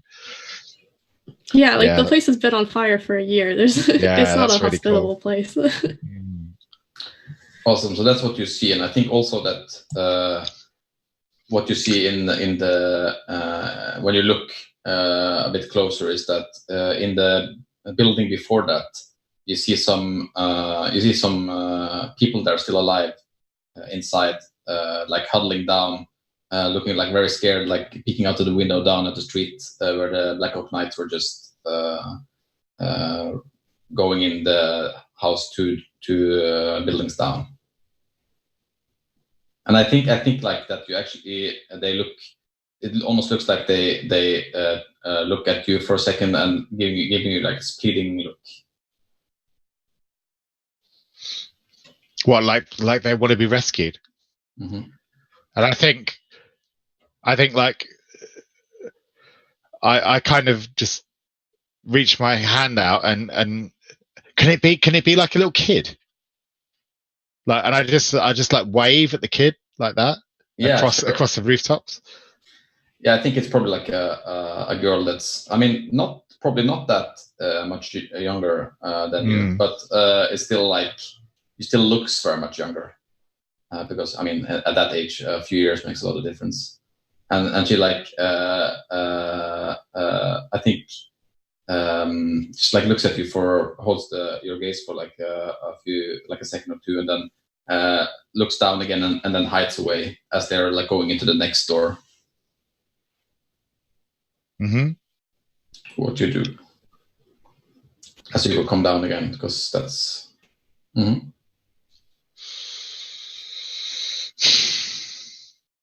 I think I'll go to call out to her because like she's only like a couple of buildings across. Yeah, it's in the building next to the house where the Panyar seems to be. Yeah, and I'll go to call out to this girl, and then at the last second I stop because I see like the Black Knights like kicking in the door to the building that they're in. Yep. And I just kind of there's this lump in like Adhikar's throat, and he just kind of swallows, and he takes out that doll and just kind of strokes the doll a couple of times and puts it back in his thing, and then he's going to climb back down and rejoin his team. This is war. There are casualties of war, and the mission has to be done above all. You don't even say anything when you come back. No, down. he's not going to fucking mention it. He's going to. Wow. He literally swallows it himself. He's like, no, that will distract the mission. We don't say anything about that. Is that something? Does it potentially show, or at least I guess when you come down, there's this moment where Tempest like looks at you expectantly, like, okay, so what did you find out?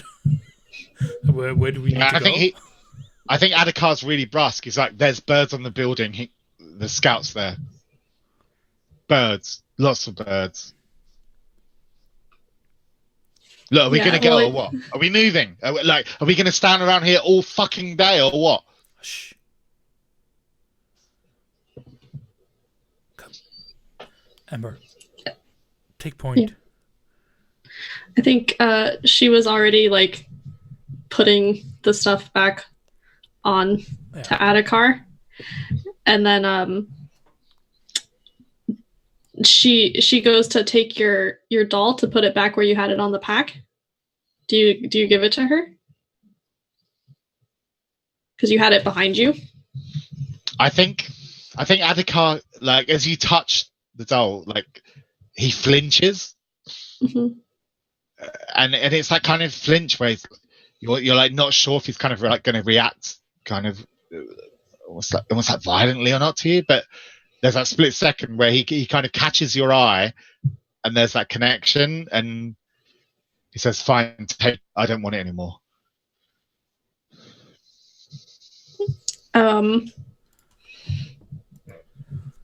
Yeah, she was just gonna like put it back where you had it, but when you're like, I don't want it anymore, she's like, okay. And part of her like heritage is being able to like carry more than she should, basically. And I think like she kind of like looks at the doll and like puts it into her stuff and is thinking that maybe it's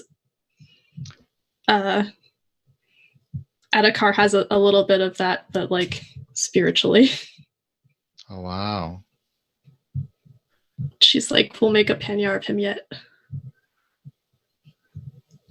Awesome. Oh wow, I love it. So this ability you've got is like what you can carry like more equipment or weight or whatever. But I think that's like you're carrying like Adakar's like emotional weight here. Yeah, it's that like the traveler thing is like you can carry a normal load and still move as if you were light. So it's kind of like having a lot of like emotional baggage, but still moving freely and still acting like you're unencumbered. Kind of.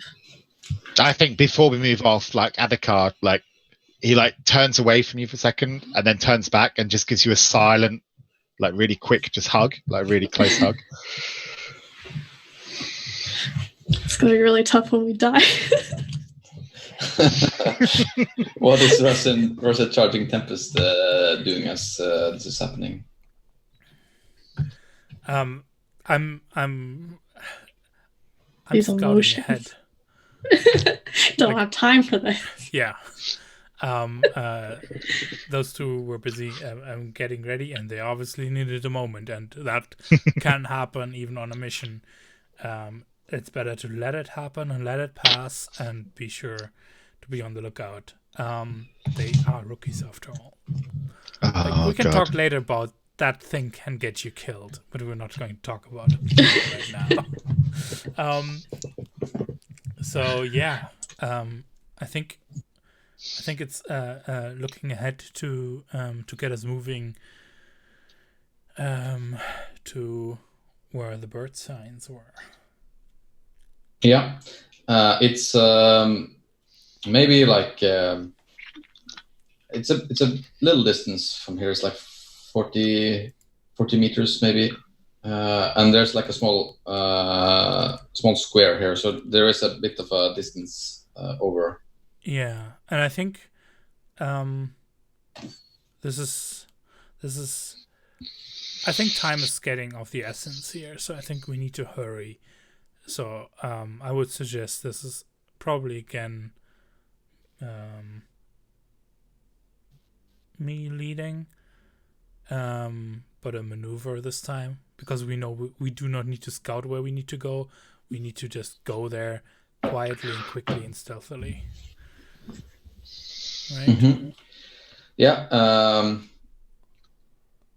I think it's So risky standard, I think. yeah. So we need 3. So I would. So basically, if you would push the potential position here is that basically that you go the whole square in whole thing in one go, which is basically like running over instead of like going along the edges. So here's what I'm going to do. So can I clarify then? So what is the landscape between us and this like bird scout building we need to get to? Is it like a big open square, like a plaza or something? Yeah, I think it is. Ah, shit. So there's nowhere to kind of hide there. I mean, no, not in the middle. I think it's more like a crossing of streets, but it's like a big street, and you need to go like over. But there's nowhere to hide. It's a road, like, right? So it's. I mean, you could go along the edges, but then it takes more time. So. Oh, could it be like something like like the Arc de Triomphe in Paris, where there's like a big monument like in the middle of like a crossroads kind of thing? So there's a big open space and there's like a big monument in the middle. Yeah, cool. Sure, I like that. I think actually it's a shrine to one of the Oldermark gods, the hunter. And it's just like this. I think it's it's depicting like a portal made out of leaves in the middle, signifying like the forest. So what you're suggesting is that we push the situation to desperate by taking more risk here. And just you were suggesting that. I was just saying what it would look like. I'm asking Paul. That's what you're suggesting. Yeah, I am. Yeah. Yeah, I was thinking about you can also push your position by using stress, but I think that would be too expensive because the way the fiction is laid out, we all would need to spend that stress to reasonably all arrive there. Mm-hmm. And if we don't all arrive there, then it's not a group action anymore, and that kind of thing. And that would be 6 stress, and that would be a lot to spend. Yeah. So yeah, let's take the risk. We get a good number of dice here, I guess. Could I, yeah, before we rush out, could I kind of speak to both of you? I'd be like, yeah, I think we do. I mean, because the problem won't be the way to the big central place, right? We will definitely be pausing, like in an archway of a building or something, looking out and recognize, well, we have to get across it somehow, and we're kind of pressed on time. So do we just take our chances? And that's where we do pause for a moment. And I think I say, oh, sorry, go on, Joelle. Oh, I was just going to ask, fictional positioning-wise, are we any better off because Adhikar climbed the tower and had a great effect look? Do we maybe know, the most optimal way? Yeah, that's why we got 3 ticks on the clock. Yeah, okay, I didn't know if it was, also, kind of a setup action in any sort of way. No, that we would... It's okay if not, I was just asking. We would need to do that separately. I guess the setup action wouldn't add to the clock. In this case, we had it add to the clock.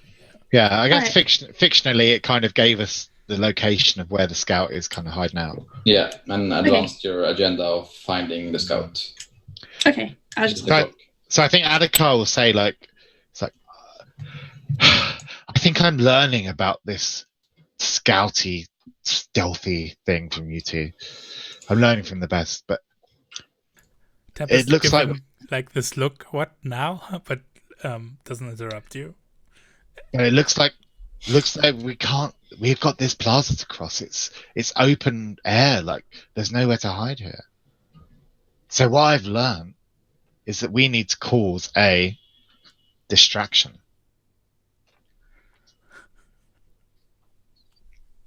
And a distraction, it doesn't just have to be, hey, look at me, I'm over here. And he gently like bangs his pots and pans. He goes, distraction can be sound.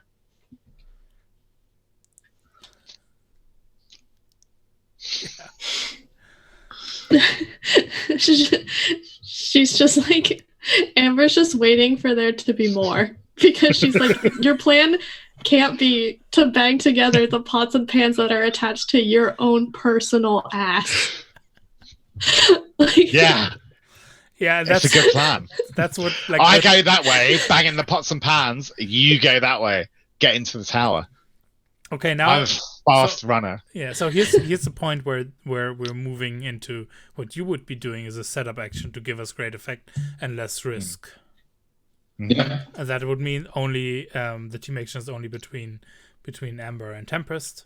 Yeah, we can do it like that. Mm-hmm. What action? Rip Adhikar, though. Is it? Well, Adhikar, what are you rolling for your setup action here? Wreck? Well, no, I think it's maneuver. I think he's gonna like take off like across this plaza, and then get like two of these like pans he got, just like banging them together, and then just like take a left and just go down these little. There's like a little alleyway that kind of leads through this old like covered market with like all these like kind of verandas and like covered market stalls, and it's like a kind of a warren, like with all these like double backs and loopy passages, and he's just gonna like take all the patrols that are like in the square, following him, and lose them in this covered market. Cool. That sounds like a desperate action to me. It's pretty desperate. Yeah. Mm-hmm. You're pushing for dice. I am pushing. Yeah, I'm definitely going to push. So I need to open that. Hold on 1 second. Sorry, I've closed. So for anyone watching, like mechanically, doing a setup action, it doesn't give reduced risk, but in this case, I think it is no problem because you're just giving the extra effect, and you don't trade effect for position roll. So you're back at risky and then get the same effect. Yeah. So what's the deal? What's the deal with using like equipment and stuff? Like, can you get a +1 from your equipment? Well, if it's potent, but it is probably your pants are probably not potent. So if it's fine, it can give you fine greater pants. Effect. Yeah. I'm not sure if it would be applicable for this situation, but I'm not sure. If that ever show up, I might. Have you tasted a stew from Adhikar's pots? I mean, a stew, yes, but you're not using it for making stews. I mean, is the devil's bargain here that your glorious plan ends with like you hurling your entire pots and pans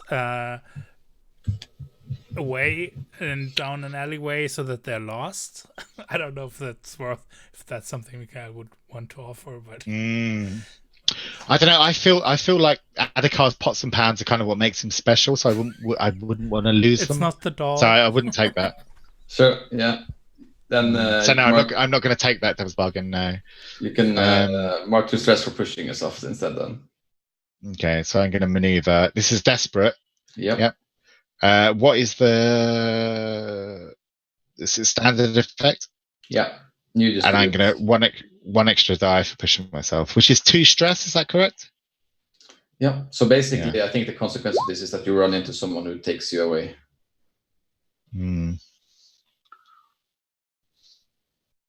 Or at least like apprehends you, and you can try to. Did you take the? No, I didn't. Because that's how you're rolling. Oh, I haven't even seen it yet. Oh shit! I rolled a 6. Yeah, and remember to mark XP because you rolled a desperate. Oh, desperate. Yeah. So you write XP in the prowess. Okay. prowess. Okay. Tell me how this looks. I think there's nobody better to tell the story than. Yeah. So I think he takes off Adhikar like these two pots, banging them together, and he's like, bang bang. What is it? Is it morning time of the day? Yeah. Yeah. Fuck it. It's morning. And he's like, wake up, you lazy undead. Dong, dong, dong. It's breakfast time. Dong, dong, dong. Come get your breakfast. Hadika's got your breakfast. Dong, dong, dong, dong, dong. and like, they all these like undead, like patrol, they just fucking turn like, ah. And he takes off down this little alleyway and they're in full pursuit. And he's like weaving in and out, banging these pots and pans. And I think maybe like he runs down a bit of a dead end at one point, and one of these undead is like right on him, and he just spins round and whacks this undead around the face with like this pot. And it's like bang, like knocks it out, and he just like like doubles back on himself. And yeah, these undead like that are chasing him. It's almost like when they're chasing him through like a hall of mirrors, but like, you know, the mirror is like the sound just echoes off all these stone walls, like everywhere, and you can't tell where he is, and they end up like running into each other and shit. And I think he ends up like coming out like just like in this alleyway, like just by the entrance to the tower. Oh no! If that's okay with you. Yeah, I love that. I think Tempest is just staring at Amber. These Spartans are bad shit. Yeah, and I think you see these two Black Oak Knights like running out of the door, and I think actually you actually kind of, I don't know if you did this on purpose, but I think you see that like shortly after this girl running out of the door, also another direction. So I think I'm going to give Adhikar this. I mean, I don't know if Adhikar is going to know, but I think you two see it, like while you're like running over, and but you also see like some other people like from like the top. You see the whole like quarter, and there's a few Black Oak Knights like running towards this area as well. So I'm also going to do like a fortune roll here for them finding Scout again. That they did very badly, so that's just 1 pie. Man, they are very bad at finding scouts. Cool. So what does the 2 panniers do? Well, I think we're running across the square, right? Like once it's clear that he's in for it, like he's committed, we're like, well, we're gonna use this opportunity. Yeah. Well, what else can you do? Yeah. Cool. That's the maneuver, was it? Yeah. Yeah, I would say this is maneuver, and it's risky now, right? Yeah. Great effect. Great effect. And yeah, I think that's good enough for me. Yeah, and I think also the consequence here, if you fail, is that somehow, I mean, there's a lot of more attention to this area now. There could be someone inside the building already where we head into, that kind of stuff. Yeah. Because if we make it, we get the great effect, and we find the anthracite. Yeah. Okay. I'm leading it. I'm leading it, right? Mm-hmm. It's a 4. No, I'm taking Bad. stress here. Sorry. That's fine. That's what this is for. It's a 4 to 5. So we do it, but there are consequences. Yeah, I think you get in the door, and inside you see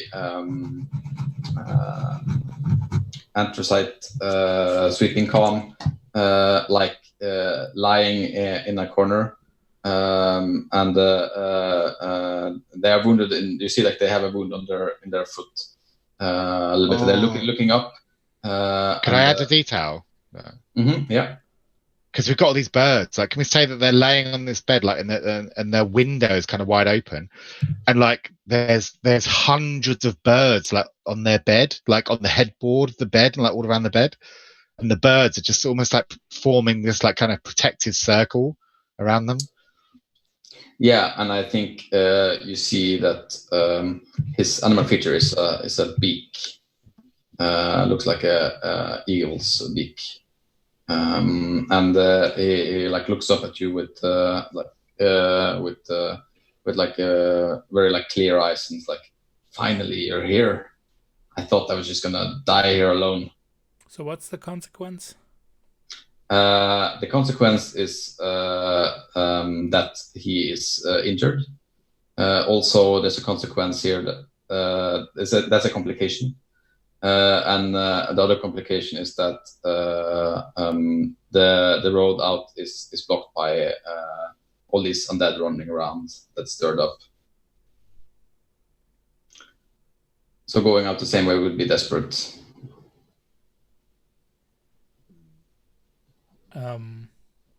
Yeah, I want to resist that last one.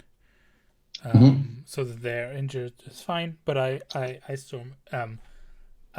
I move in, like I've got like my bow out, and I've got like an arrow notched as I move into the building, and I like quickly scan Anthracite, and just like the small pause, but then I look over and immediately like make a sweep of the other rooms on this floor, and find a back door out. Before you actually like do the roll and stuff on the resist thing there, can I suggest that we don't like kind of book out, like we don't like leave straight away, because we could hole up here, wait till nightfall when we can sneak out easier, and I could cook everybody a meal. We've lost you now, so we need to find you now. So that's. I come out into the. Oh, I thought I came out into the like the base of the tower, like where you were going, and we could all join up again. No, I think that's you the got idea. out to the tower where we already were. You doubled back.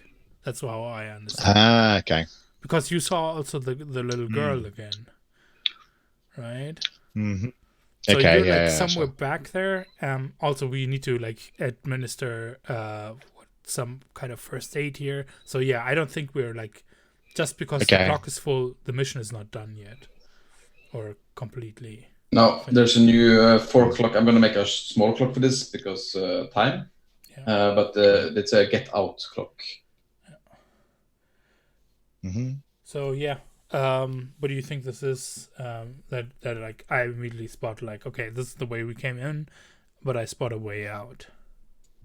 So we won't be relying on, like, yeah, the street outside there is still full, but I immediately see like, oh yeah, I go in and I check where are the other exits. Mm-hmm. Does that sound like insight to you? Yeah. Cool.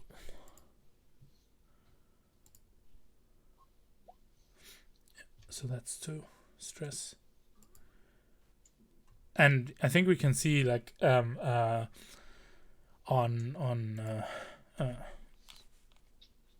Tempest temples like sweat forming when they finally turn back. But this also gives a moment for you, Amber, if you like, you can tend to Anthracite first. Yeah. So just think about where we are and like how the mission's going. If we're taking an alternate way back, would Adhikar know to run for the boats? Because we have to take the boats out. So it's not like a different way out of the city altogether. So the way to Or is it? establish this is to make a flashback and cut back to where we're still outside the city and talk about this. Yeah. Okay. Or, Or the rest of the I'm squad sure, is- yeah, I'm sure you've arranged a way to like get a signal to Adhikar, like to get a signal if I ever to get lost. Okay. And then Like, yeah, I like that. I like that, like, kind of like almost like every Panyar has like a way of like using like nature in some way to like communicate with like other Panyar. Like, you know, like anthracite like use like the birds to communicate. Like maybe you have your own way of like communicating by nature. That'd be quite nice to see. yeah, I'm trying to think of what would be in a city. I guess like a rat. Could add nicely ask a rat. How does that look when you do that?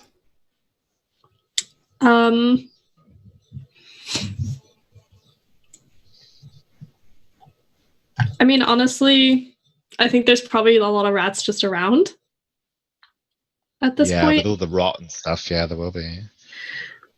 Yeah, so I think she takes the doll out and like plucks one of its hairs off and goes over to a rat and like maybe takes like a crumb from her ration pack or something and like puts it on her hand to coax it and is like, could you find Adhikar and try and get him back to our boats? And like ties the hair around its little rat tail and then like sends it off. That hopefully he'll understand. And I guess reasonably a rat might want to run towards the water anyway. Yeah, cool. I love it. That sounds like consort with the rodent. I think I'm just gonna let this happen. Actually, cool. Yeah, I mean, the rat comes over to you, and how does it communicate going through the water? Is it like how do you even know it's how to know that it's a message from Amber? Was it already like did you already say it at the start of the mission or before the mission or something like that?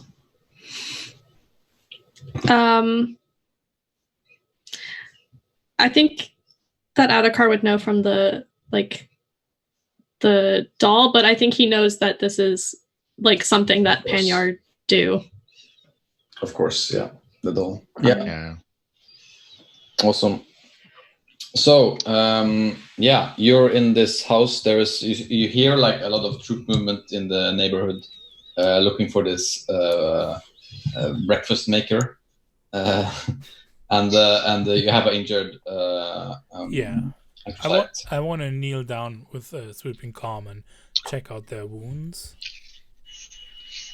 Yeah. You see that they got. It's not really like a big wound. It seems like it's a cut, but it's infected. So yeah.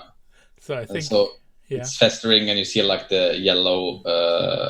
It's all like black around and yellow, and it smells a bit like the. I mean, you don't know if it's the smell of the city or the smell of the wound, but it seems like definitely it's not good. And I see that. And where's the cut again? In his thigh. Okay. That's going to be a bitch to walk with. You don't say.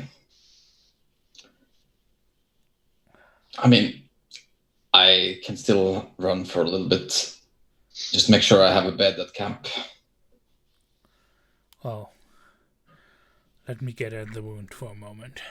And I think this is where Tempest does something strange as they bend down over the thigh. and they start licking over the wound like a cat, and we see that their tongue is covered in these little spines. So their animal sign that they carry is that they've got like a cat's tongue and a cat's aggressive saliva. So it's going to burn, but it's going to like there's no mechanical thing that I want to do here. It's more just a setup about Tempest. Unless we need to, then maybe this is a rig roll. No, I mean you can do whatever you want to fill at 4 o'clock. I think I like it the same way as what Duval did. That it just like kind of rooks. Yeah, this is just a if we need to base a roll around, we can. But Can I offer you a devil's bargain? Sure. Yeah, you can. You can fix this wound up, but the wound is already infected with the corrupted miasma of Carlsberg. So I'll take corruption here. So because that wound has got corruption in it, and you're literally sticking your tongue in it, so it's gonna corruption is gonna go into you. Yeah. Oh yeah, that's mean because if I accept this, I can't resist it. Mm-hmm. Exactly. I would say I don't want to accept that. Instead, I want to say this can happen. Like it's a fine consequence. Quick check in though. I didn't like. Did you X-card a specific thing? Oh no, sorry. I said I was so close to X-carding, but I wrote so close to card. So okay. I was like, I wasn't actually X-carding. I was like doing a typo. I just want to check in, not that I missed a thing there. Yeah, it's fine. It's fine. Yeah. Yeah. Then I'll do that. But I also, I'm gonna push myself for that extra die. So what you're hoping to achieve right now? To start feeling like if they are more mobile, then that gives us a tick on the clock. Yeah, cool. For the trying to heal them up action here, right? Or to patch up their leg. Yeah, I would say probably this is starts at limited and risky. Oh, okay. Because I mean, this is not. I know medic. It's not. Yeah, it's true. Okay. No. Yeah, you need a medic. You need a medic on that shit to get like standard effect. Yeah, I won't get into the details how I'm like how I might pull the corruption out of the leg here with a description, but I'm going to push it to desperate standard. It's fine. Just like go on YouTube and type tapeworm removal, and you'll see how it works. Don't. Okay. Right, you're going desperate standard here. Yeah. Yeah, desperate standard. Yeah. Can I assist at all? Maybe by like holding him down while this weird thing happens to him or something. Yeah, that's cool. Oh, Mark a stress for that. Like what does he react in like absolute like agony and kind of pain? You have to literally like force him back down on the bed. Yeah. I mean, a cat's tongue has barbs on it, so. Oh yeah. It's not gonna feel good. Yeah, and to like make sure that they stay quiet and shut up. Yeah. And not start yelling. Yeah. Nice. Yeah. Okay. But that gives me a little bit of better roll.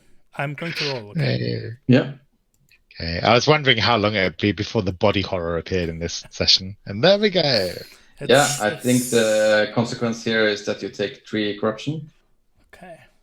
But you do it, and you see like I think you see. I mean, it has a surprising look because it's like it looks a bit like it does look like a bad wound, but it looks like a wound still. But when you do this, it's almost like you see as you like get up, you see your lips has turned like black. Yeah, but I want to resist that. Yeah. I want to resist that, and I think we see like the tattoo starting to spread and feather out. I love it. And I just like, So it comes to your defense, like the tattoo Yes, actually moves on your face. because Awesome. I've That's got really the cool. trait marked, which gives me 2 bonus dice to resist corruption. You're just like setting yourself up to get corrupted. Well, I'm resisting it. Yeah. I guess it's probably via resolve though, and not insight or anything like that, right? Mm-hmm. But that's for you to say. Yeah, I'm fine with that. Cool. And it's a 6, so it's not further stress. So it's not a trauma. Well, you still take 1 corruption. It's a desperate consequence. I'm not going to take it all away. So Take 1 trauma or 1 could stress. Resist that as well. I don't think you. No, I don't think you can. Well, I guess. I mean, do you imagine that you could remove all of this with your resist? I mean, I'm open to like it's like with wounds. If you get a hammer in the head, I mean, you can resist it. But yeah, I guess we were rushing a bit through this. This is why we need to be like very clear on what the resist covers before we roll, right? So we can make informed decision. I don't really mind either way. If you want to give me a point of corruption, it's fine. Yeah, I think it kind of makes sense to only kind of be able to resist once per situation. Otherwise, you could like keep resisting like the snowball like forever, couldn't you? Yeah, but that's actually part of the rules. Yeah, if you can make the fictional case for it. I mean, I guess you could like you see your lips like they still like become black for like a second and then like turn back to the regular color. And one corruption is not a big consequence. I mean, you can resist if you want. Oh, it's fine. I'll take that 1 corruption. But you see like on the foot of sweeping calm. I got lucky that I didn't trauma here right now. Yeah. And you see like the wound looks. I mean, it's bleeding actually, but it's normal color. Yeah. Cool. So you have 2 segments left of the clock, and I think I guess we can just like jump to you. I mean, it's getting to the boat, right? And you all know that you're going to the boat. Mm-hmm. Yeah. The question is if we both parties arrive there. Mm-hmm. And I think, and this is probably interesting for Amber because this costs stress for me. So I think Tempest is pretty is leaning more and more on you to like keep sight. So I feel like if we do anything here, then it's a lead by you this time. I don't know how you're doing, but I'm pretty close to being done. I think I'm okay for stress because I've mostly just assisted. I haven't like pushed myself for anything expensive like that. So I think there are times like when like, because I want to pay respect to what just happened here with the corruption, right? Yeah. So I keep spitting out, and it's still like black spittle and not like a little bit nauseating at times. And I'm trying to like haul anthracite with me. Yeah. So can I ask, like, throwing smoke, how does that feel when it hits home and you realize that you're probably going to have to like take lead in this mission from now on, and like this is, you're a rookie, for God's sake. Yeah. I think this is kind of like I think like seeing Russet like this kind of, for a minute, it like shakes her, because I think it's pretty obvious that she like looks up to Russet, and throughout the mission, they've been like not hesitating to push or take risks or give assistance or anything like that. So it's seeing her kind of like, or them starting to break down a little bit is like kind of like seeing like one of your heroes in like a low place, and it's like messing her up a little bit. But she's also like, you know, there's no other choice. Like, Adhikar is who knows where.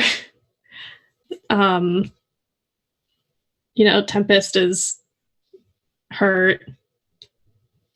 Russet's hurt. Like, whether or not she wants to be leading or feels like she's ready to lead yet, like, that's what's happening.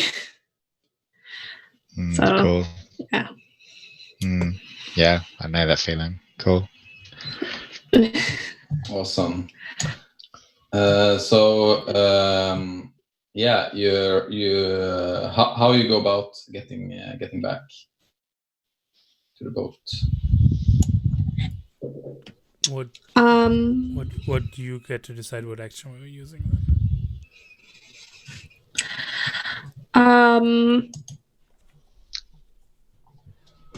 I think Scout, because we still want to kind of be somewhat careful getting back. And the Scout we just rescued can't like book it. So I think Scout. Yeah, I think it starts at the Desperate with standard effect, given that there's a lot of undead and people around here right now. The chance of you getting caught is pretty big. You wanna push for dice? Or have a Devil's Bargain? I can give you a Devil's Bargain here too, actually. A Devil's Bargain here could be that this girl follows you back to camp, and you have to take responsibility for her. That sounds like a Devil's Bargain for Adhikar.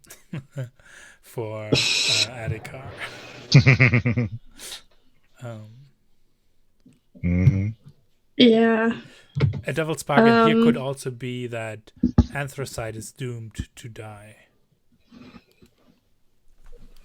Oh no, that can't be the thing, because we're recovering them as a scout, right? Oh shit, yeah. Oh, but it could be that they start with 1 blight. Yeah, I like that. I think that's pretty cool. Sure, that's a cool one. You want to take it for a dice? Yeah, I have been rolling pretty trash. Yeah, I want to see more blight in our game. I'm really into this kind of like Cronenbergian blight. Okay. I think the one is rot. It's okay. We can do it. And then I'm wondering if I should push myself too. You can only either or. Devil's Bargain or push. Oh, okay. Yeah. Okay. But someone helping. That solves that. Well, it's a team action, so I'm rolling too. Yeah, but I mean, you're kind of.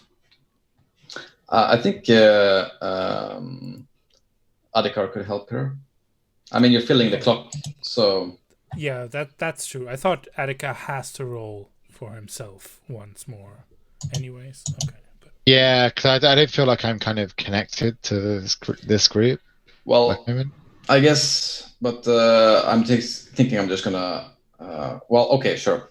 Then no one. No, I can. Okay. I mean, maybe maybe that can be my assist. Can be me rejoining the kind of group. Yeah, I was just thinking, like, time-wise, if like going yeah, back and sure. forth between us and then you. Yeah, I think so. Like it's quicker if you Yeah, can sure. like if we're the same. Yeah, sure. So. I think like that little rat that you sent me, I'm gonna like scoop the rat up like in my hands and like hold him up and be like, take me back to where you come from, little friend. And I'm gonna tuck him like into like the top of my kind of robes, and he's gonna kind of like lead me back to the boat. Rat friend. Cool. Okay, so I have 1 dice from the Devil's Bargain, and then I have an assist also. Yeah, 1 assist dice. Or no? Yes, and you do. And the consequence here is being surrounded by Black Oak Knights. They're pretty tough, aren't they? Yeah. Yeah. Okay. Yeah. That's fine. We'll be fine. They sound pretty tough. You take 1 stress. Harry because riposte. I rolled double ones. Okay. Yeah. Well, you did it. Okay. Okay. Oh my god. I also would have had the ghost special ability to fall back on. To What's avoid the that? check. What's the ghost? Okay. You can spend scrounge uses as special armor against traps or detection. Okay. Cool. So describe to I think like you I mean how we already described a bit how you're moving, right? So you like peek around the corner, like move. You move the same way as Raging Tempest, with like being low, or is it in a different? Do you have a different posture while you're like sneaking? I mean, her animal's kind of like a frog, so I think it's also quite low With like to sudden the ground. movements. Yeah, like literally like leapfrogging, like from one I love shadow it. to the next, kind of. I love it. That's really cool. So yeah, I think you're a bit quicker than Charging Tempest in how you move about when you're sneaky. I think being the frog that you are, and I think like just as you like round the corner around like the entrance, where the road goes to the by the bridge. And you get under the bridge, and at that exact moment, like the lieutenant like rides past you, but like 10 Black Oak Knights right behind him marching. And if you were just a second slower here, you would have been caught. Oh, can I ask what does the lieutenant look like on horseback? He's on this like big black horse. I'm imagining him a little bit in the same way that the ring rates are depicted in Lord of the Rings, except that he's not definitely like human. And you see like the hood is black, and he has this like big black helmet that has like I think he is actually probably all right, and he has this like mask on that has like a skull, and you see like his he has long flowing like blonde hair that's almost white, and like his eyes is almost red, I think, and you see, this is why, because he has consumed cinder blood. You might not know that, but that's the reason why he also looks a bit like dead in some ways. And you see his arm has this tattoo of a tree, where you see the lance going up in the middle. And can he has on his back. And can the tattoo like be moving on his skin? Yeah. I think it's almost like you see like a raven there, like turning around as he's riding past you, like watching you. Cool. I think that's the end of the mission. You didn't fail. We did more than not fail. We resoundingly succeeded. Yeah, but you didn't fail a single roll during the whole mission. Did we not? Oh, wow. You don't. I think Yeah. individually we had failures, but they were in group rolls. Yeah, group rolls is good. Yeah. Yeah. Directions are- We are professionals. Cool. So The I guess Yeah. you want to be a deputy commander, Matthias, and fill in to intel. Yeah, I can do that.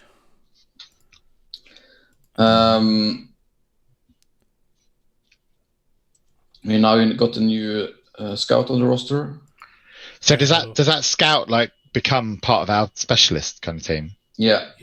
We've now got 2 scouts. Yeah, cool. Yeah, and they also have 2 extra action points, so they're a good scout. But they've got 1 blight. Yep. Yep. Next thing that's going to happen is that there's a secondary mission. Yep. Oh shit! Yeah, I forgot about that. So the secondary mission is like I described, that our sniper is heading up north. Where did I have that little description bit? Sure. Can I just jump in for a sec, Matthias? I'm sorry for interrupting you, but it's just hit the time of our finish. Is everyone okay with like carrying on a little bit more, like, or does everyone have to like leave right now on time? Yeah, like 15 minutes or something like that. Yeah, I can go to about 15:15, and then I'm okay. How about you, Joelle? I'm fine. I'm good. Yeah, cool. Okay, Yeah. so let's carry on. Yeah. So let's maybe skip like I'm gonna skip like kind of like the lore master like scene framing shit. Let's just do the bookkeeping. Yeah, we could just do the XP one and end it with XP after the secondary mission. Yeah, let's do that. Secondary mission, XP, and then the bookkeeping, and then we start with the campaign phase next time. So while the Legion is resting and gathering strength under the shielding presence of the Tigria River, our sniper cadre had Cleo send ahead with the Graying Ravens to take stock of the state of the town of Plainsworth, because that would be the next step along the campaign trail, right? Mm-hmm. And that's how I interpreted that recon mission fictionally.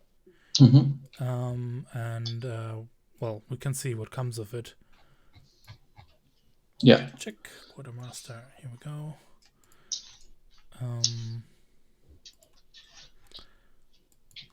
No, clicked the wrong thing.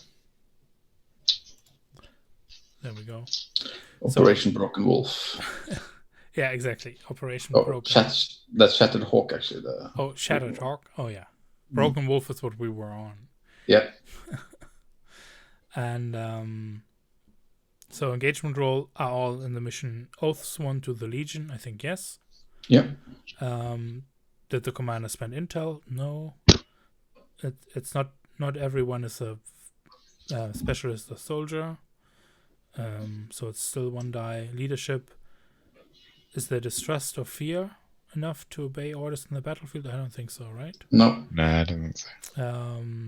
We have a required specialist, so it's not a penalty, and it's a recon mission, and the quartermaster did spend horses, so it's 2 dice.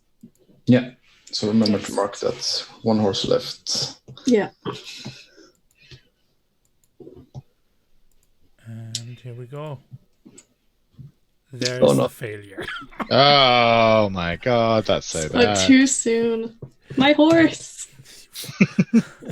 You fail the mission with 3 squad members, and all specialists take level 3 arm. Don't worry about your horse. Worry about our sniper. Our sniper. Horse was much cuter. No, I'm just kidding. Tim's gonna be very sad at that comment. Well, apparently they ran into an ambush or something. That will probably inform our next mission choices. The commander. Yeah, so then XP. So, can I ask there? So we lose 3 squad members. Yeah. So, as I am the law keeper, I need to know their names to add them to the Annuals of the Fallen. Yeah, I'll choose which one was. Should we do that? Should we do that outside of the game? You can I do think it so. by the Like, Discord. I'm just gonna pick 3. Actually, you lose all the rookies because there's the penalty for not finishing it is 2 deaths. Yeah. Oh shit! So that's we lose the an whole entire. squad. That's like a TPK. Yep. Yeah, and Holy fuck! I mean, so theoretically, we could be losing them from another squad, but I think it makes perfect sense that they got like completely ambushed and wiped out. Oh. Yeah. Oh, and the sniper just crawls back. Yeah, it's the only one that makes it back. Oh my god! And he's already traumatized. Oh wow! But he definitely gets. But like, XP. I think that's So he levels. That could be a good like. Just for like next time for free play or something. Since the last mission or the last like role play scene he was in, he was like taking on the teacher role, kind of, and then he gets entrusted with rookies and loses all of them. Yeah, it'll be interesting to find out how that went down. Definitely. Yeah. Yeah. Oof. Yeah. I mean, Mikhail, that would be that'd be a great way to start off like the next session. It's like asking like whoever's playing Cadre, like, tell me about your nightmares you've been like having about this squad being wiped out. Yeah. So yeah, XP. I'll just go first because I've got it open. I marked my death protections as we rolled them. If you survived the mission, 1 XP. If you helped your squad through stealth or foresight, it's kind of both, but so 1, so it's 2 XP. If you brought into play your heritage or trauma, like cat tongue and movement, so that's 3. What was the highest threat of opponent faced? Yeah, because technically we didn't face the lieutenant, did we? Yeah, but if we had failed, then we would have faced like. Yeah. I see. So it was 4. Yeah. Oof. Yes. So that's 7. Yeah. Okay.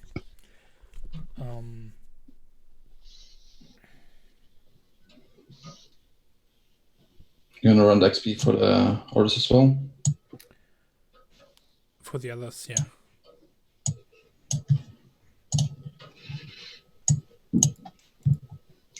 My god, also the morale is taking a beating. You're gonna have -6 morale. Because of the failure for the last mission that you didn't do is also -1 morale. Yeah, well.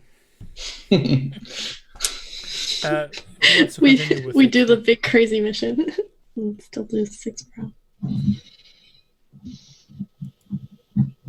Okay.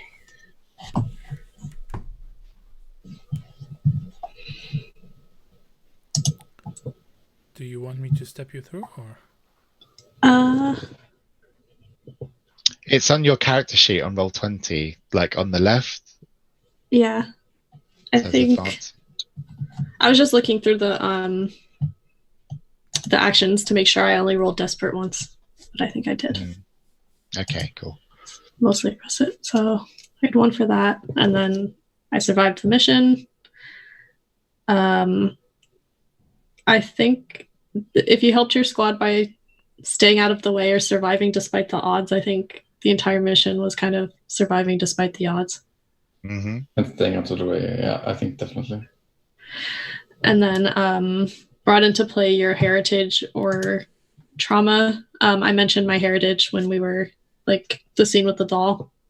100%. And just my loadout for the mission. Yeah, and the rats and stuff. And then the highest opponent faced was 4. Oof. Yeah, so then I'm also at 7. Nice. Cool. So I rolled a desperate in prowess. I survived the mission. I helped my squads by surviving despite the odds. Yeah, I think like running through that covered market, banging the pots and pans, definitely. Wanted to play my heritage. Yeah, I think that the the little doll hanging off the back was like his family's kind of like heritage. Like yeah, and like they did that. Maybe that also like doubles as his reliquary. Like yeah, it's like this little thing. And it's maybe like the doll's got like these little glass bead eyes, and the glass beads are like filled with kind of like holy water or something. I think that's quite nice. Cool. And then what was the highest threat? 4. Oh shit! So I just put all those points into prowess. So I've leveled up in prowess. What does that mean? You get an extra dot you can put in your prowess action ratings. Oh, cool. Sweet. That's going into maneuver. So I've got 3 in maneuver. Good. So lastly, we'll do the bookkeeping. So you mark -1 morale for each legionnaire that died. That's 5. Who is this? Is this the marshal or the commander? Yes, the marshal. Yeah. Okay. Sorry. Okay. I have already marked +1 time for the assault mission. I read wrongly. There's not the next. You did the main mission, so there's no more minus morale. There's -5. So that leaves you at 5 then, I guess. Doesn't it? Wait, what? Yeah, let me. What was the other penalties? It's +1 time, but I already marked it on the commander sheet. Okay, so you marked that already. Mm-hmm. But we get. Oh yeah. Oof. I marked the 2 intel, so we've got 3 intel now, and I'm going to create that new scout we have that already has 1 blight.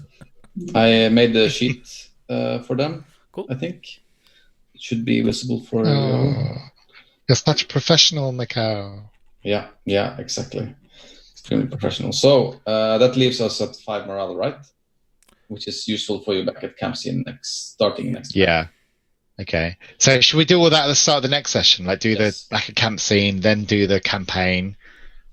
Then okay. Yeah, I think we'll do it that way. It's also good because the commander will be back to do those things as well. Okay, cool. So that was today's session. Well, it did go very well in that first mission, but now you all can see what I mean, that it can turn sideways really quickly if you fail those secondary missions. Another thing here is that if you have less than 3 full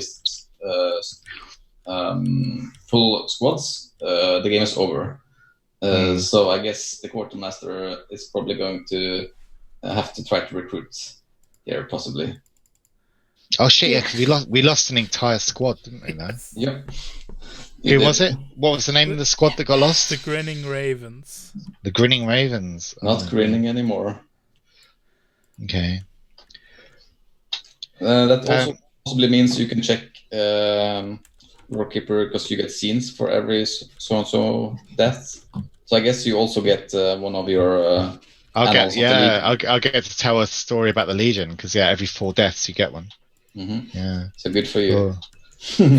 Can I just say something that I'm finding that's just sparked for me here, quite interestingly, is that the official history that the lore keeper kind of gives to everyone, it's like, this is what has happened, this is the glory of the Legion. Yeah, that's one part, but what about those little moments that flowing smoke and Adhikar shared, with a doll? That's never going to be recorded in the annals, but that's just as potent and powerful, a kind of a narrative moment for us in our story. And I love the fact that you've got these interpersonal little stories and connections happening, but that's never going to be recorded in the annals. It's all the big picture stuff goes on there. I think that's a really cute, really nice bit of design there. That's really nice. Yeah, I agree. Cool. We'll carry those stories, those little subtle stories, but the Legion won't. I like it. Yeah. So that's all for this week. We'll be back next week. Before we go, we'll have a small round around the table. If you have any plugs, I can start. I am Mikael Deidem. You find my Twitter up there. I'm just streaming this, so next Thursday again you'll find me here. Other than that, you can follow my Twitter to hear me shout about RPG things and politics, and I guess in these days unionizing Kickstarter, good stuff. So that's me. You want to go next, Joel? Yeah, I'm Joelle. At Dine Joelle on Twitter. Haven't done much since last week. You can still find my adventure, A Place to Call Home, on DM's Guild if you like D&D, 5e, blueberry muffins, and doppelgangers. That's about it. What else you want? Yeah. Sounds good. Paul, you want to go next? Yeah, sure. I'm Paul. You can find me at Marshall Stacks on Twitter, where I post semi-naked pictures of myself in the brewery, like making beer, like this one. There you go. Thank you, Taz. Yeah, you can find me at mthsplgr on Twitter, and that is currently the only thing that I'm streaming as well. So we'll see each other next week on Thursday, and oh god, disaster struck in the end. And, it was really good. We succeeded our mission. Yeah, I guess. Then the others failed. I mean, we are the Legion, not just. Come on. Yeah. I love it though. It's so good. I think this is like we're going to get whiplash in this campaign a lot, I think, and I love it. Yeah, it's going to be interesting to see how that affects next time. So for you all watching, see you all next week. Bye. Bye.